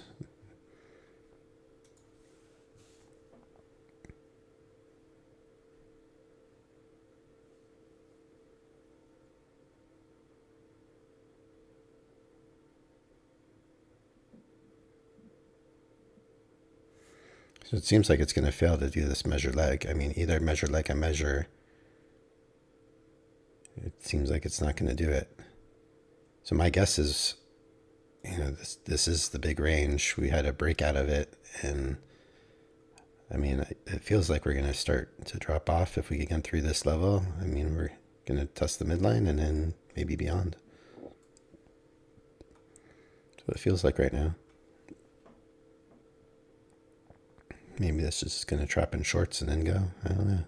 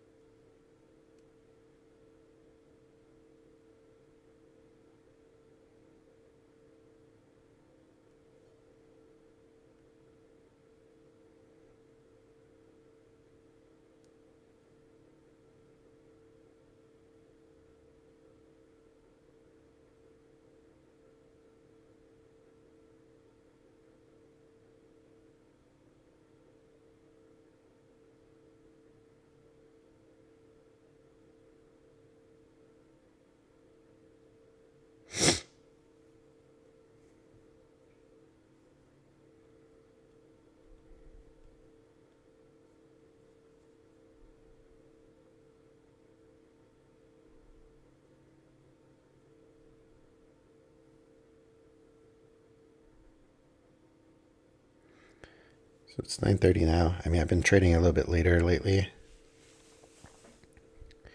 The truth is the 9:30 or 12:30 Eastern cutoff for me was based on my BS strategy.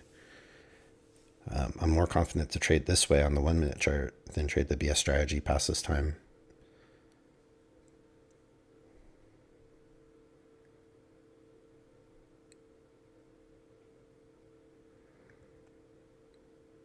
So I don't know. Maybe I'll start, if I'm trading this way, maybe I'll trade a little bit later. Just kind of have to feel it out. I also like being done trading, on the earlier sides, because I still have to record my review video.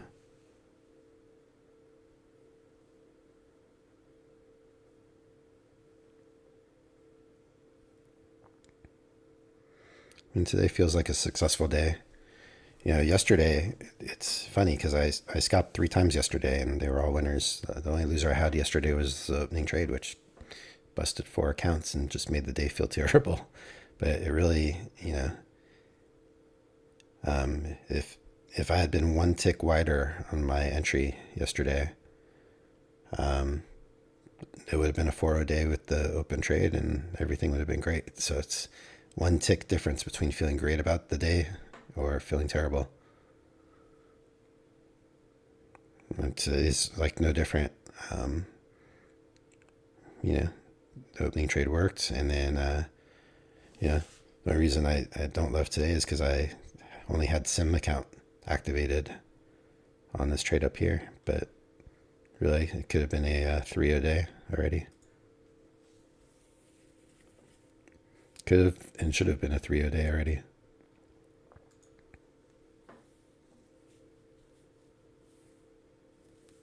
Then obviously if I only get in on a trade on sim, it doesn't count in my stats. So that's why it's 2-0 today.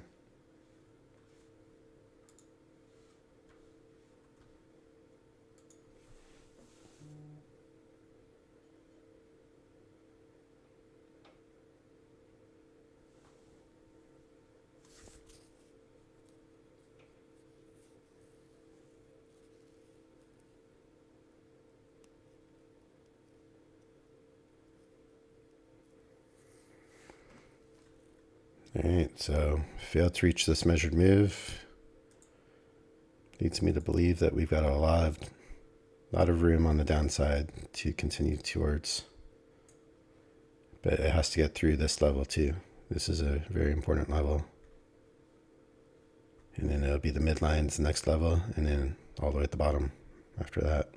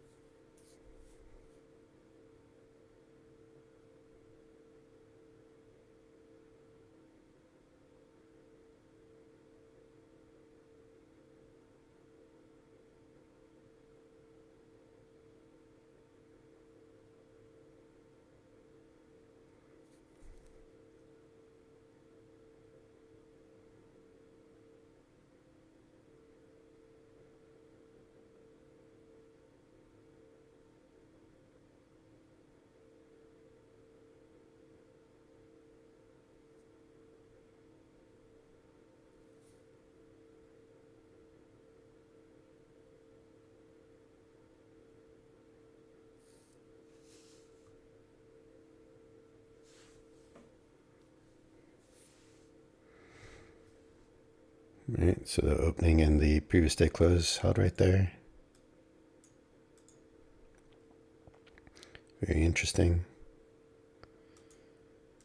The next chance I would give is measured move like this.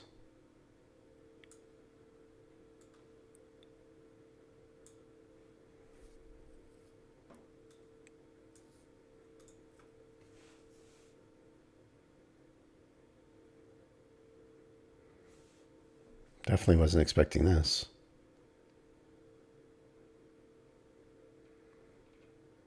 But it's interesting when the open and the previous day close are really close together like that. That's like a really strong level sometimes.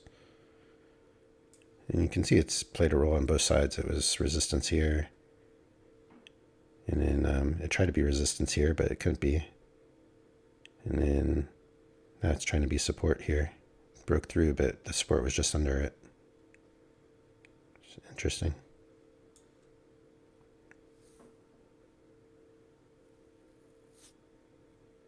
A lot of people don't have these things marked on their charts. I find them very helpful.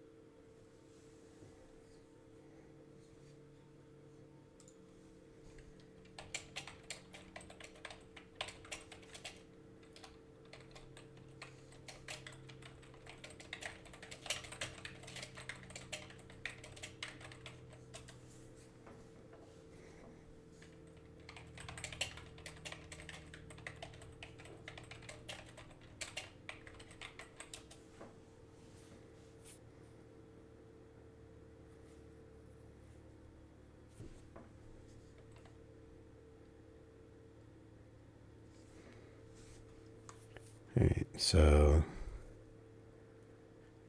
still resistance at this level. Gonna try to get to the measured move. We'll see what happens.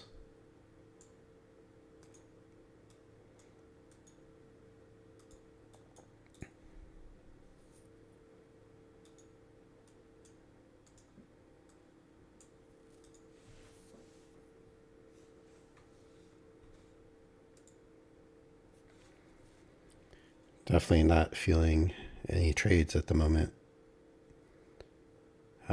Just because there's kind of some confusion as to what the market wants to do.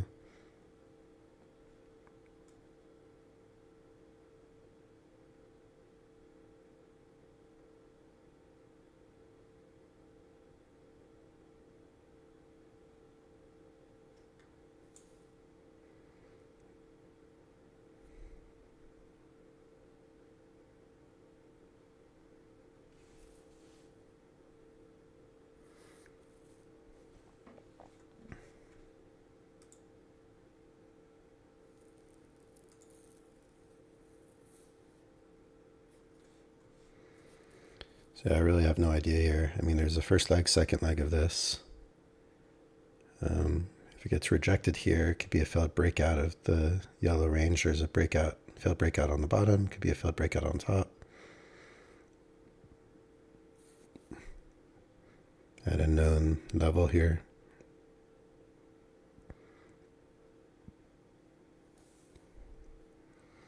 But I'm just going to be patient, wait and see something that seems clear to me. Yeah, this one seemed really clear to me. This one seemed pretty clear to me, even though it worked against me at first. It's just too bad it was only a sim trade. I didn't plan for that to be only a sim trade, but that would have been, I mean, that was the beginning of a great move.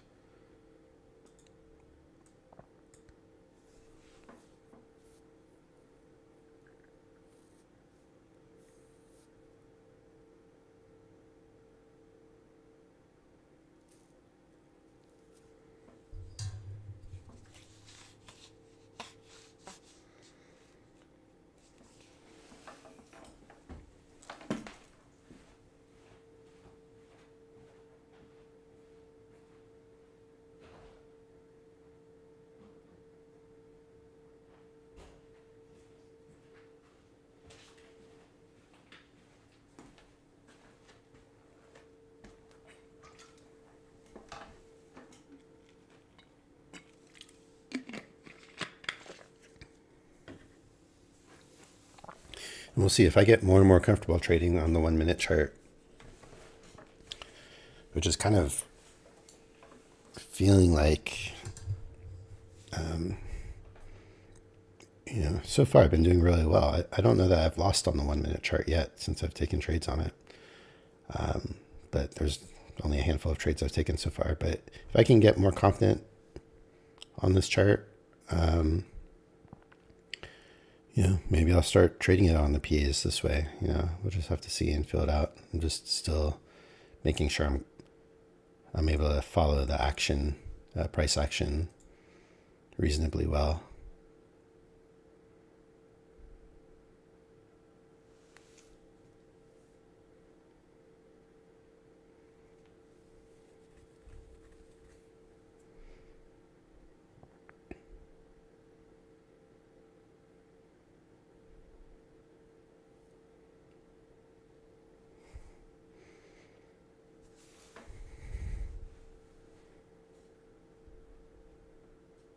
It's ironic that my scalping has been so good lately.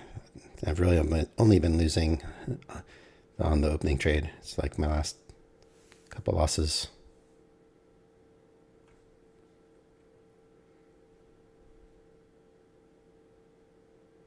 So here it's like I'm tempted to want to buy it and just get out for a small win right up here at the measured move, but I hate chasing. And I know there's already a first entry, so if it does pull back below any bar, it could be a move, could be a failed breakout. So I'm just going to stick with what I know for now.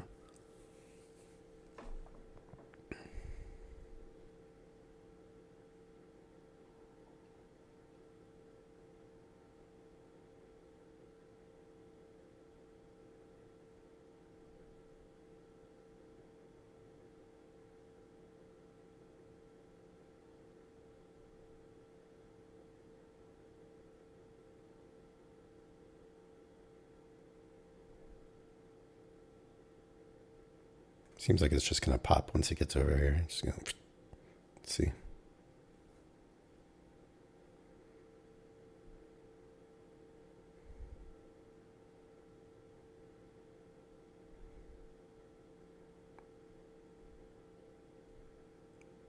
Yeah.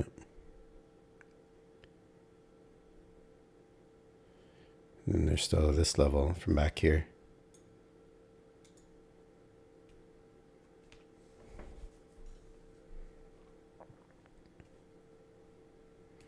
Yeah. So I definitely, yeah, I could have bought when I was thinking and just gotten out right around here for a small win. I'm just going to keep watching things like this and get more comfortable. It's a different style of trading than I've been doing for a long time.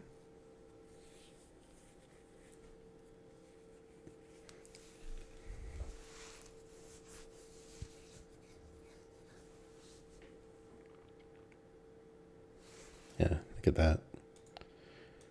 All right, and put that back over there. So I'm at the measured move.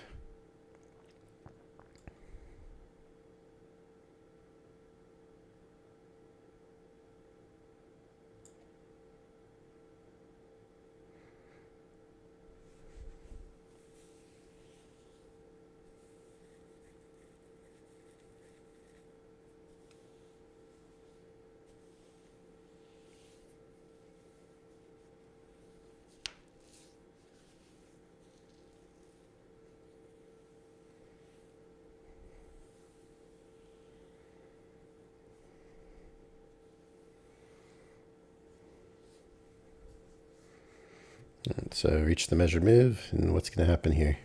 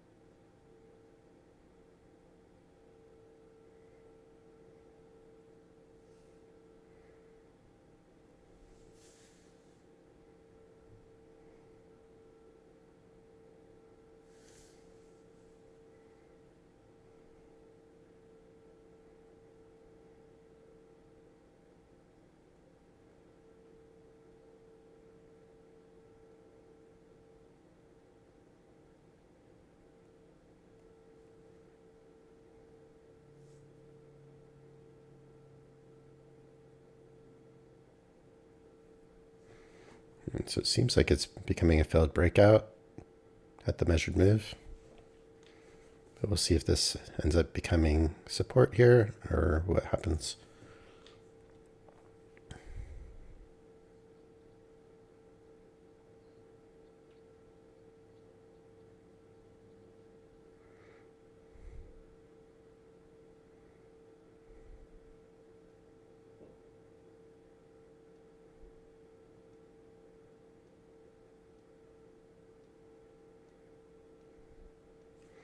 And it is very interesting, you know, that still played a role in this resistance here. So it's trying to figure out if it can work through it or get rejected by it. It's in between two spots. So to me, it's all about these horizontal levels way more than trends. The drawing the trend for me just always messed me up. It just would confuse the picture. In like areas where you can take a short, you feel like you can only take longs, and areas where you feel like you can only take longs, you could have taken a short. And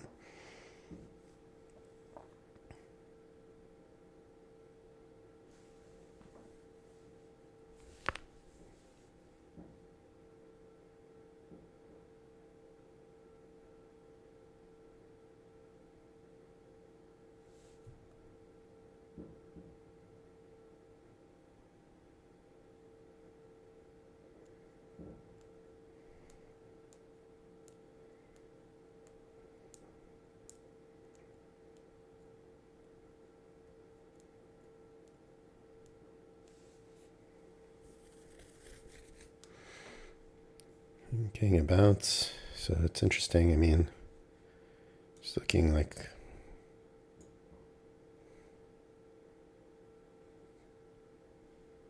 just not really sure what to expect here.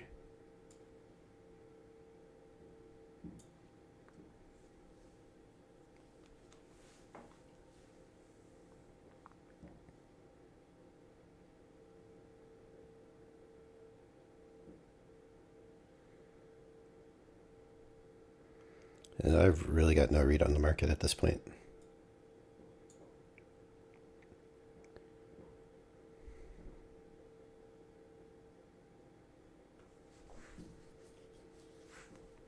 Or are we on the daily? Is it daily? It's just an inside bar so far, but I mean, there's plenty of room to the upside if the market wants to go up, but we also have this measured move, so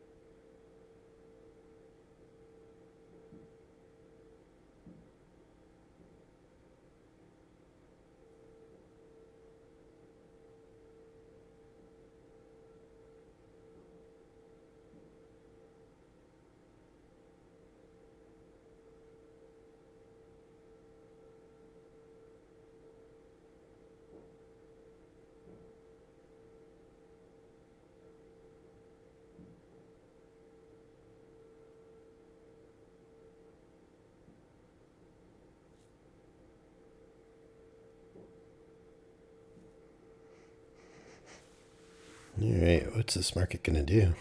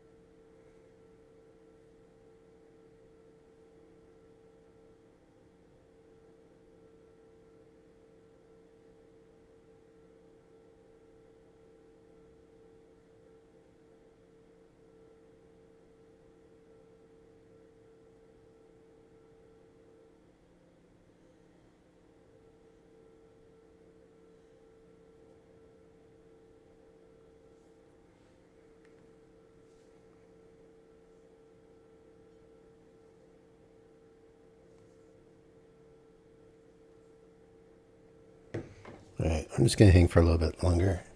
I don't really know what the market's doing at this point. I guess we got 2 legs up and then made a new high off of that. And this level is maybe becoming support here. But are we really going to get up to the highs and beyond? I don't know.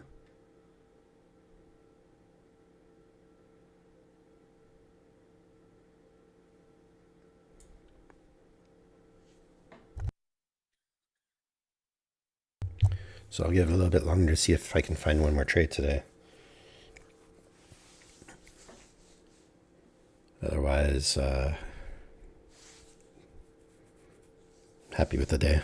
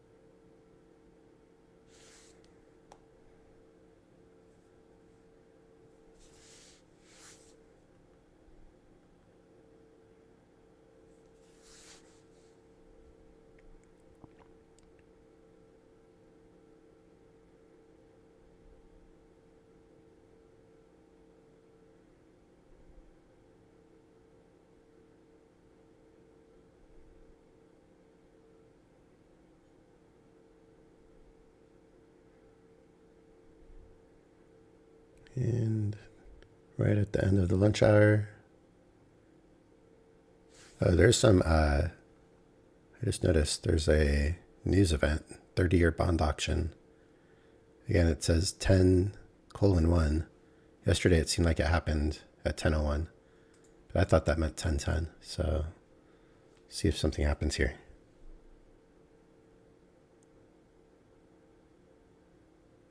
I don't know if it's in 9 minutes from now or if it's right now.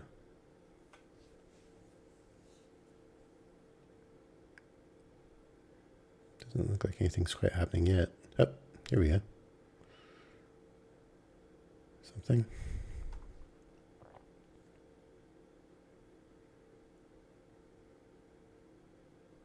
Okay, caught short in case this is a bounce.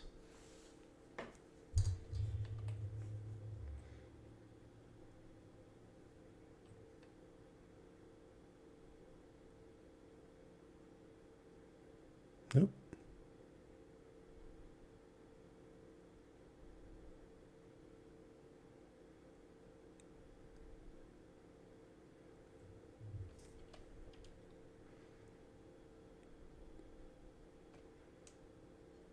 Oh.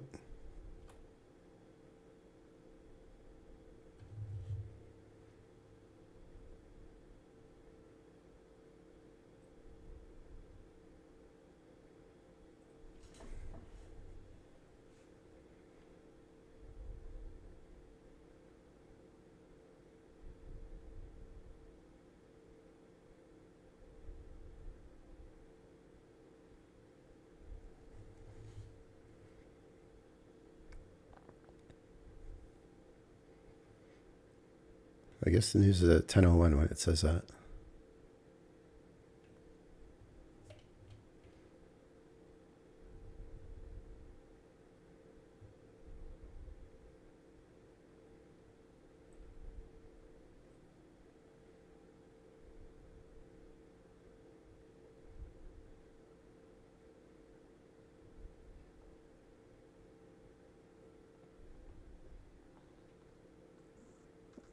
Okay, I'll try.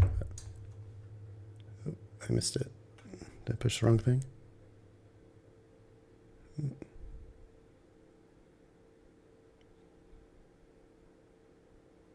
Maybe I just saved myself.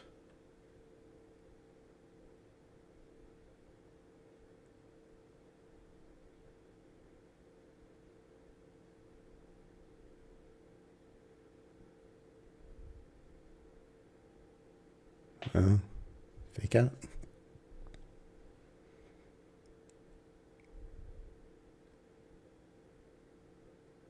I was gonna try to chase that, but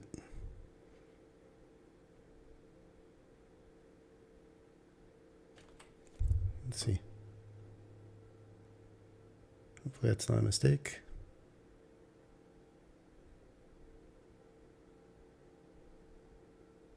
Trying to treat it kind of like the open.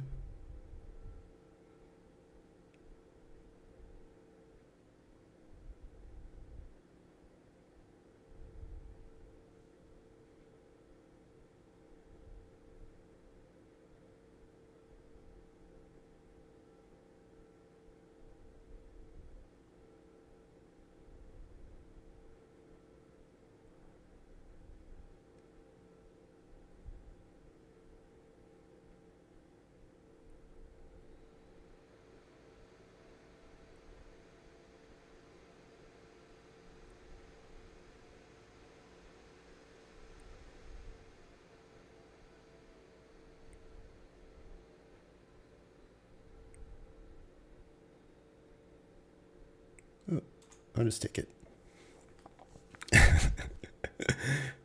Again, not the way I usually trade.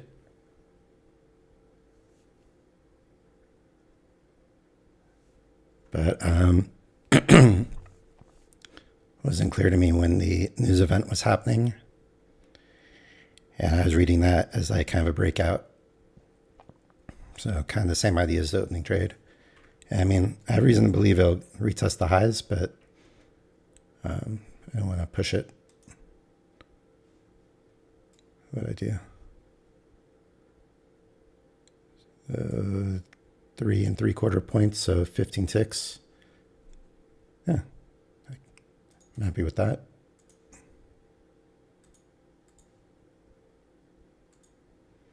Seemed a little bit unstable. I thought if it was going to go, it would just get there quicker. So take what I can get.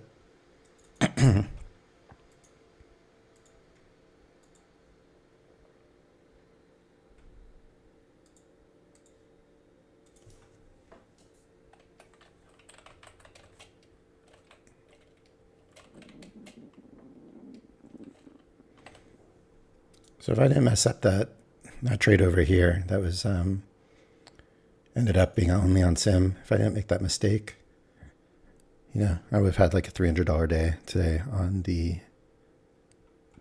this evaluation.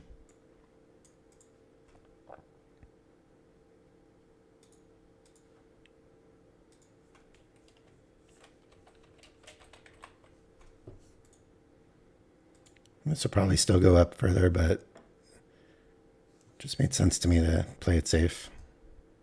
It's what I tend to do. But definitely makes sense to retest the high the way this is going.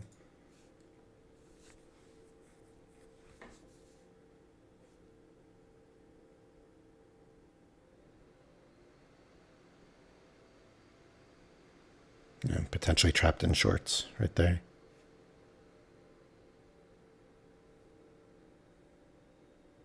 I had a feeling too, because this is like such an important level. So when it first spiked down, it's easy to want to like jump in on that, but I also knew there was a possible second entry long, right in a good spot to bounce to go higher. So trap on the news. See how high this will go. I'm gonna update my stats.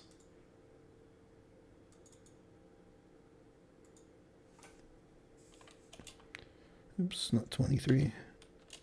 So 3-0 day. Has 3-0 yesterday on my scalping too.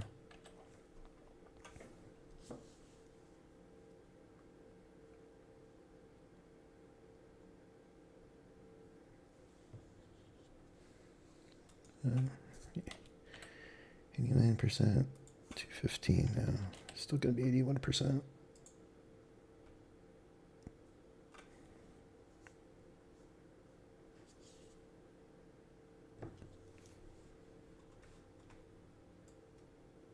All right, so 3 good scalps. This one, unfortunately, only on sim by accident.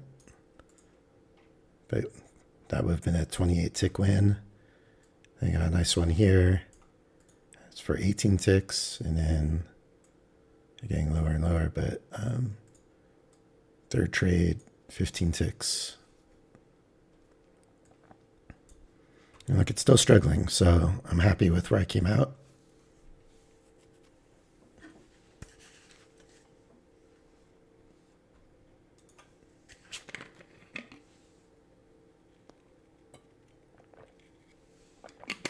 Very happy with where I came out, considering this pullback. It's kind of the same thing has happened here. Got out over here and was happy I did because of the pullback. It would have still gone up from there, but I don't want to sit through this kind of thing.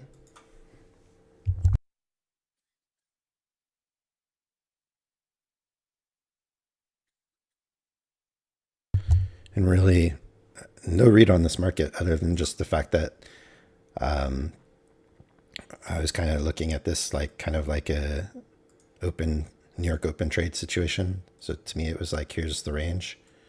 And if I was like waiting for the news or the open to happen, like I'd want my order to be way up high, wide, and got in the trade, got out of the trade. Obviously less ticks than I would go for in the opening, but this was just kind of a freestyle situation and took what I can get. Could have got a little bit more potentially, but barely.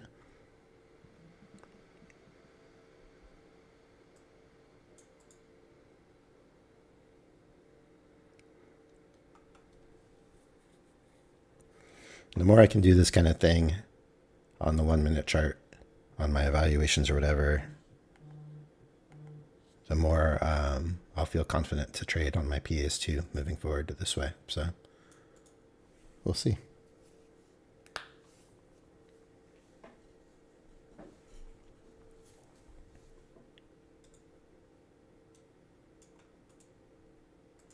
And again, we're getting some support here kind of right off that. So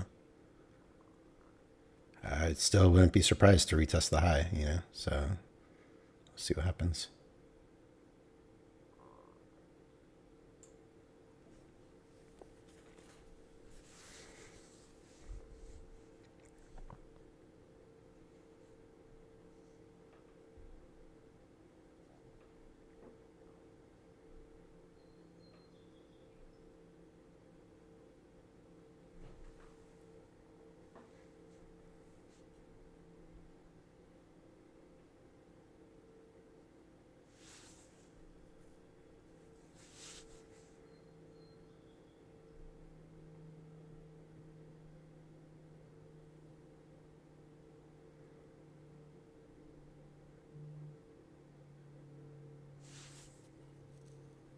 And I really like doing this, just thinking about it.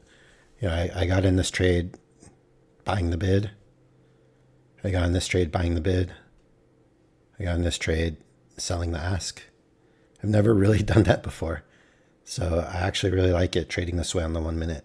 I really like entering trades that way. I just put them on my hotkeys because I don't leave the chart trader open. So I never really had a way to do it before. And then yesterday I realized why don't I have that on my hotkeys? Because to enter trades this way with a limit order or a market order is not ideal when I'm trading more free. So I think I really like that. That's going to be a big thing for me to get used to. But that I kind of messed up the order. On this one, yeah. Originally, I pushed the wrong hotkey, so I put a limit order in. It came down and picked me up, and then I guess I could have got out on this one. Is that where it's happening here? Because it was before I entered, so I guess it was on this bar. It was coming back down. It would have picked me up, but like you just want to be in the trade, right? I don't want to see it come back for me. I just want to get in the trade when I want to get in the trade and try to get out when I want to get out and just have it be pretty instant. So buying the bid, selling the ask, I think that's the way to go for me on the 1 minute chart.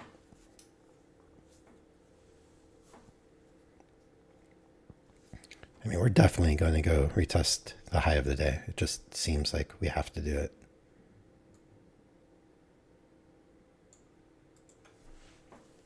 And then see what happens from there. And give it like 5 more minutes and then call it a day.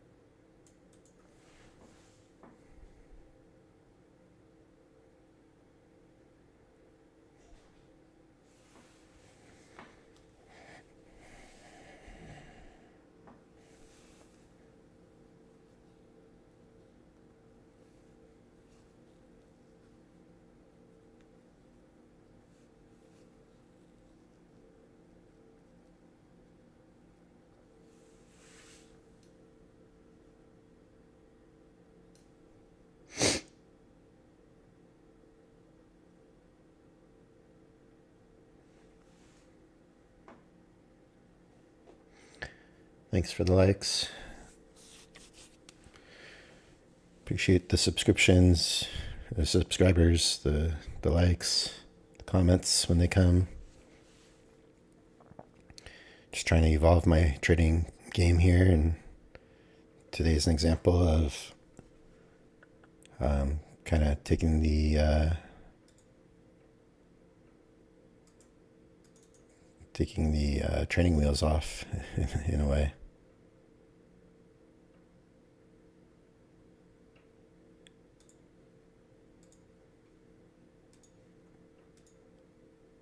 But I'm enjoying trading this way. So far it's working out. I'm only trading one contract at a time when I do this, so I have a lot of room. If it works against me, I can still try to work out of the trade. But it seems like when I have a good feel for the market and I enter the trade quickly, it can work for me. I still love the BS system. I still love the objectivity of it, but it just hasn't been holding up in the recent conditions of the market. So it's just today I didn't have charts past 7:30 in the morning.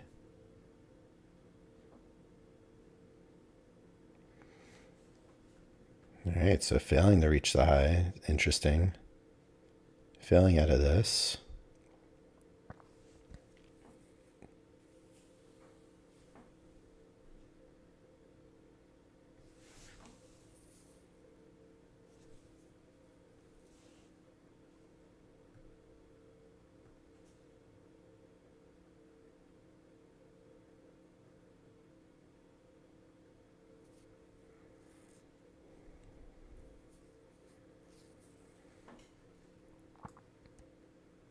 So just an interesting day. I mean,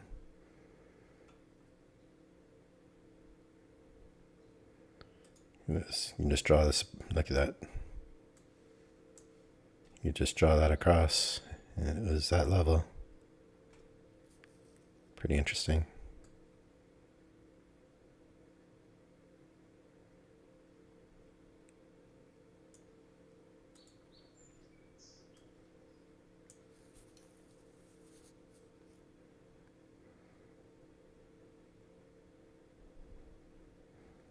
Maybe break out the bottom and then take it higher to make the high of the day. Drop the shorts again. It's been doing that a lot today. Wouldn't be surprised.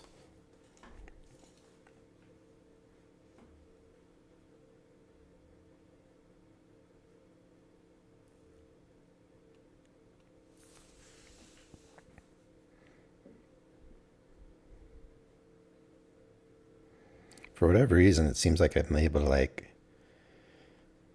see the traps a little bit easier on the 1 minute chart sometimes.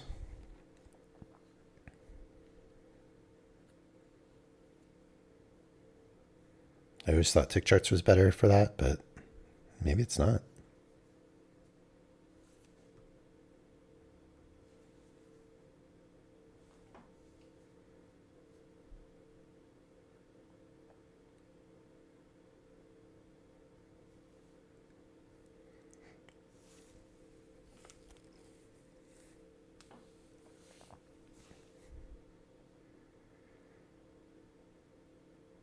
All right, market, what are you going to do? I literally am ready to call it soon. I gotta go feed my dogs.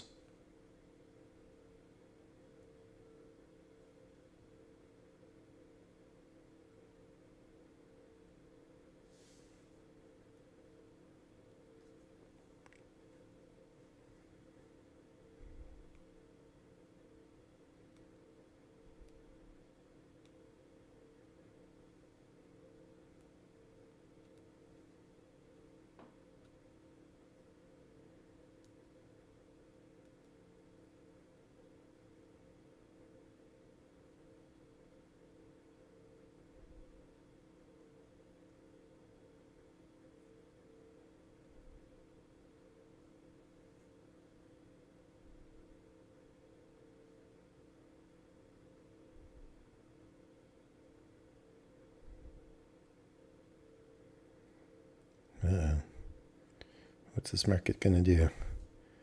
This is kind of like the tipping point spot. If it breaks through this level to the downside, this could be the beginning.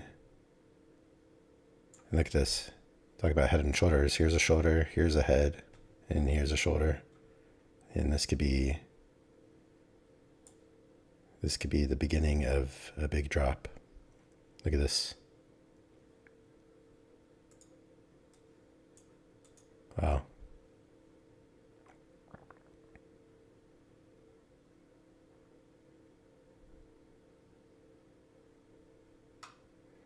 Wow. 112 tick bar.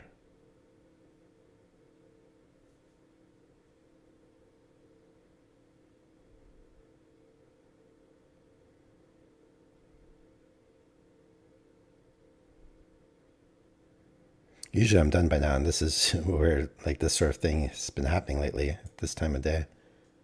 I usually don't get to witness this, but this feels like the beginning of maybe potentially something bigger. I don't know. See what happens here.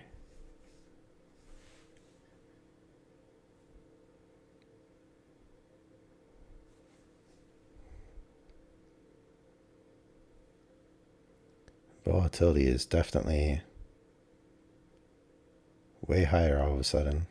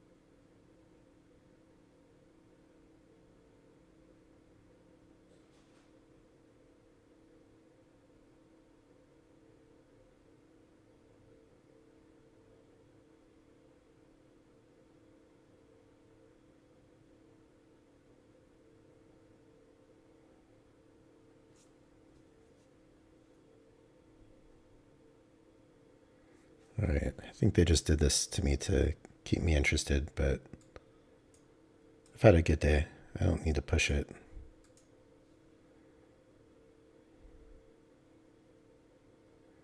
Just feel like there might be one more opportunity coming up here now that we're back in this green range.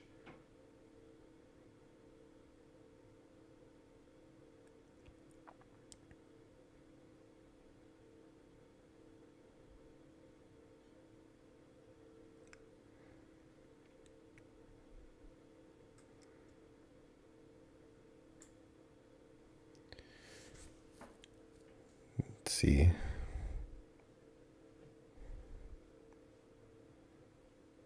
I mean, it seems like it's going to the bottom, right? It's going to the bottom of this, and then if it breaks that, we're going down.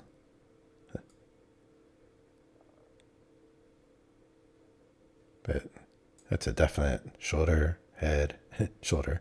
I don't trade that, but I recognize it when I see it.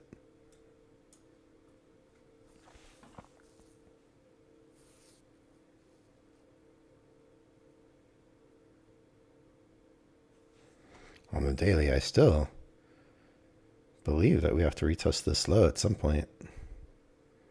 We're back up in this range though, so.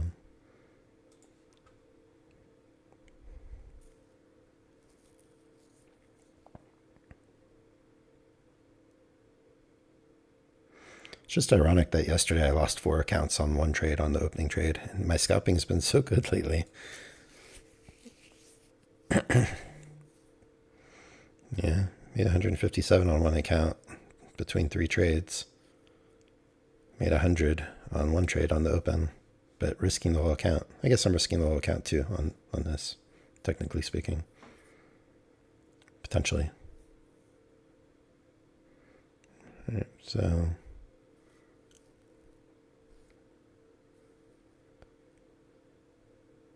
just deciding if there's going to be something in this. It's tight here.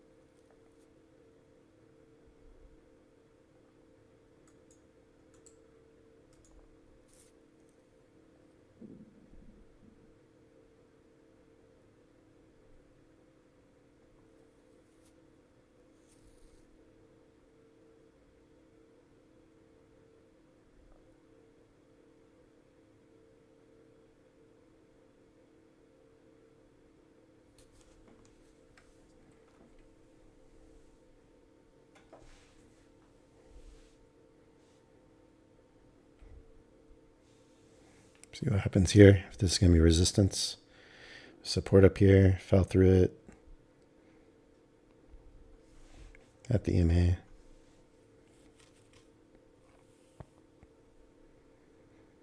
If this rejects hard, I might be willing to enter a trade here.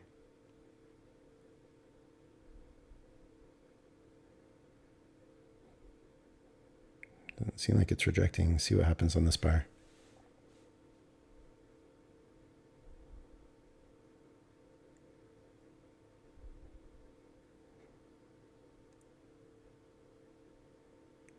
This thing's going up. What's it doing?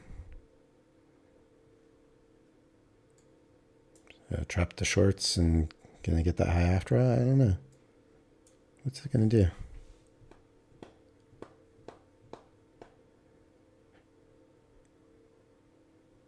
All right, this is going up.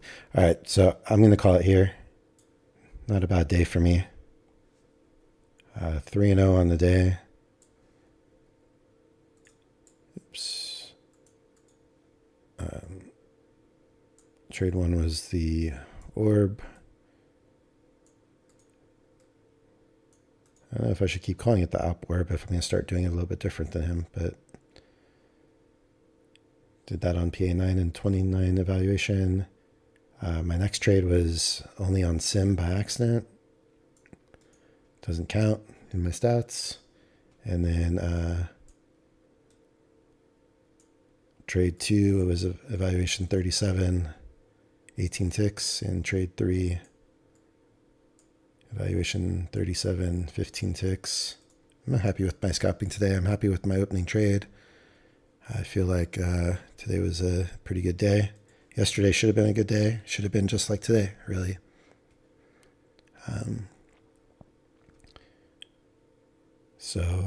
Yeah, that's the story. This is where I'm ending things here. So gonna wrap it up. Take a look out for my wrap-up video. Get that out in a little bit after I take care of my dogs. And don't forget the 80% discounts going on. You can use the code or any other till the end of the month, May 31st. So still a lot of time to use that. And 1 day pass, half off resets. Check me out. Live stream again tomorrow, 10 a.m. Eastern. I like doing the opening trade without being live streaming. I feel like that's going to be too much pressure, honestly, for me.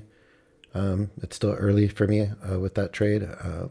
Only taken 18 trades on Apex with it so far. So maybe when I have 100 under my belt or something, I'll be like, okay, I feel more comfortable once I see like a larger data set and see that it's the same or better or what than my back testing. And yeah, it looks like if I take one more trade on this evaluation tomorrow on the open, I'll probably be like, what, $4 short, something like that.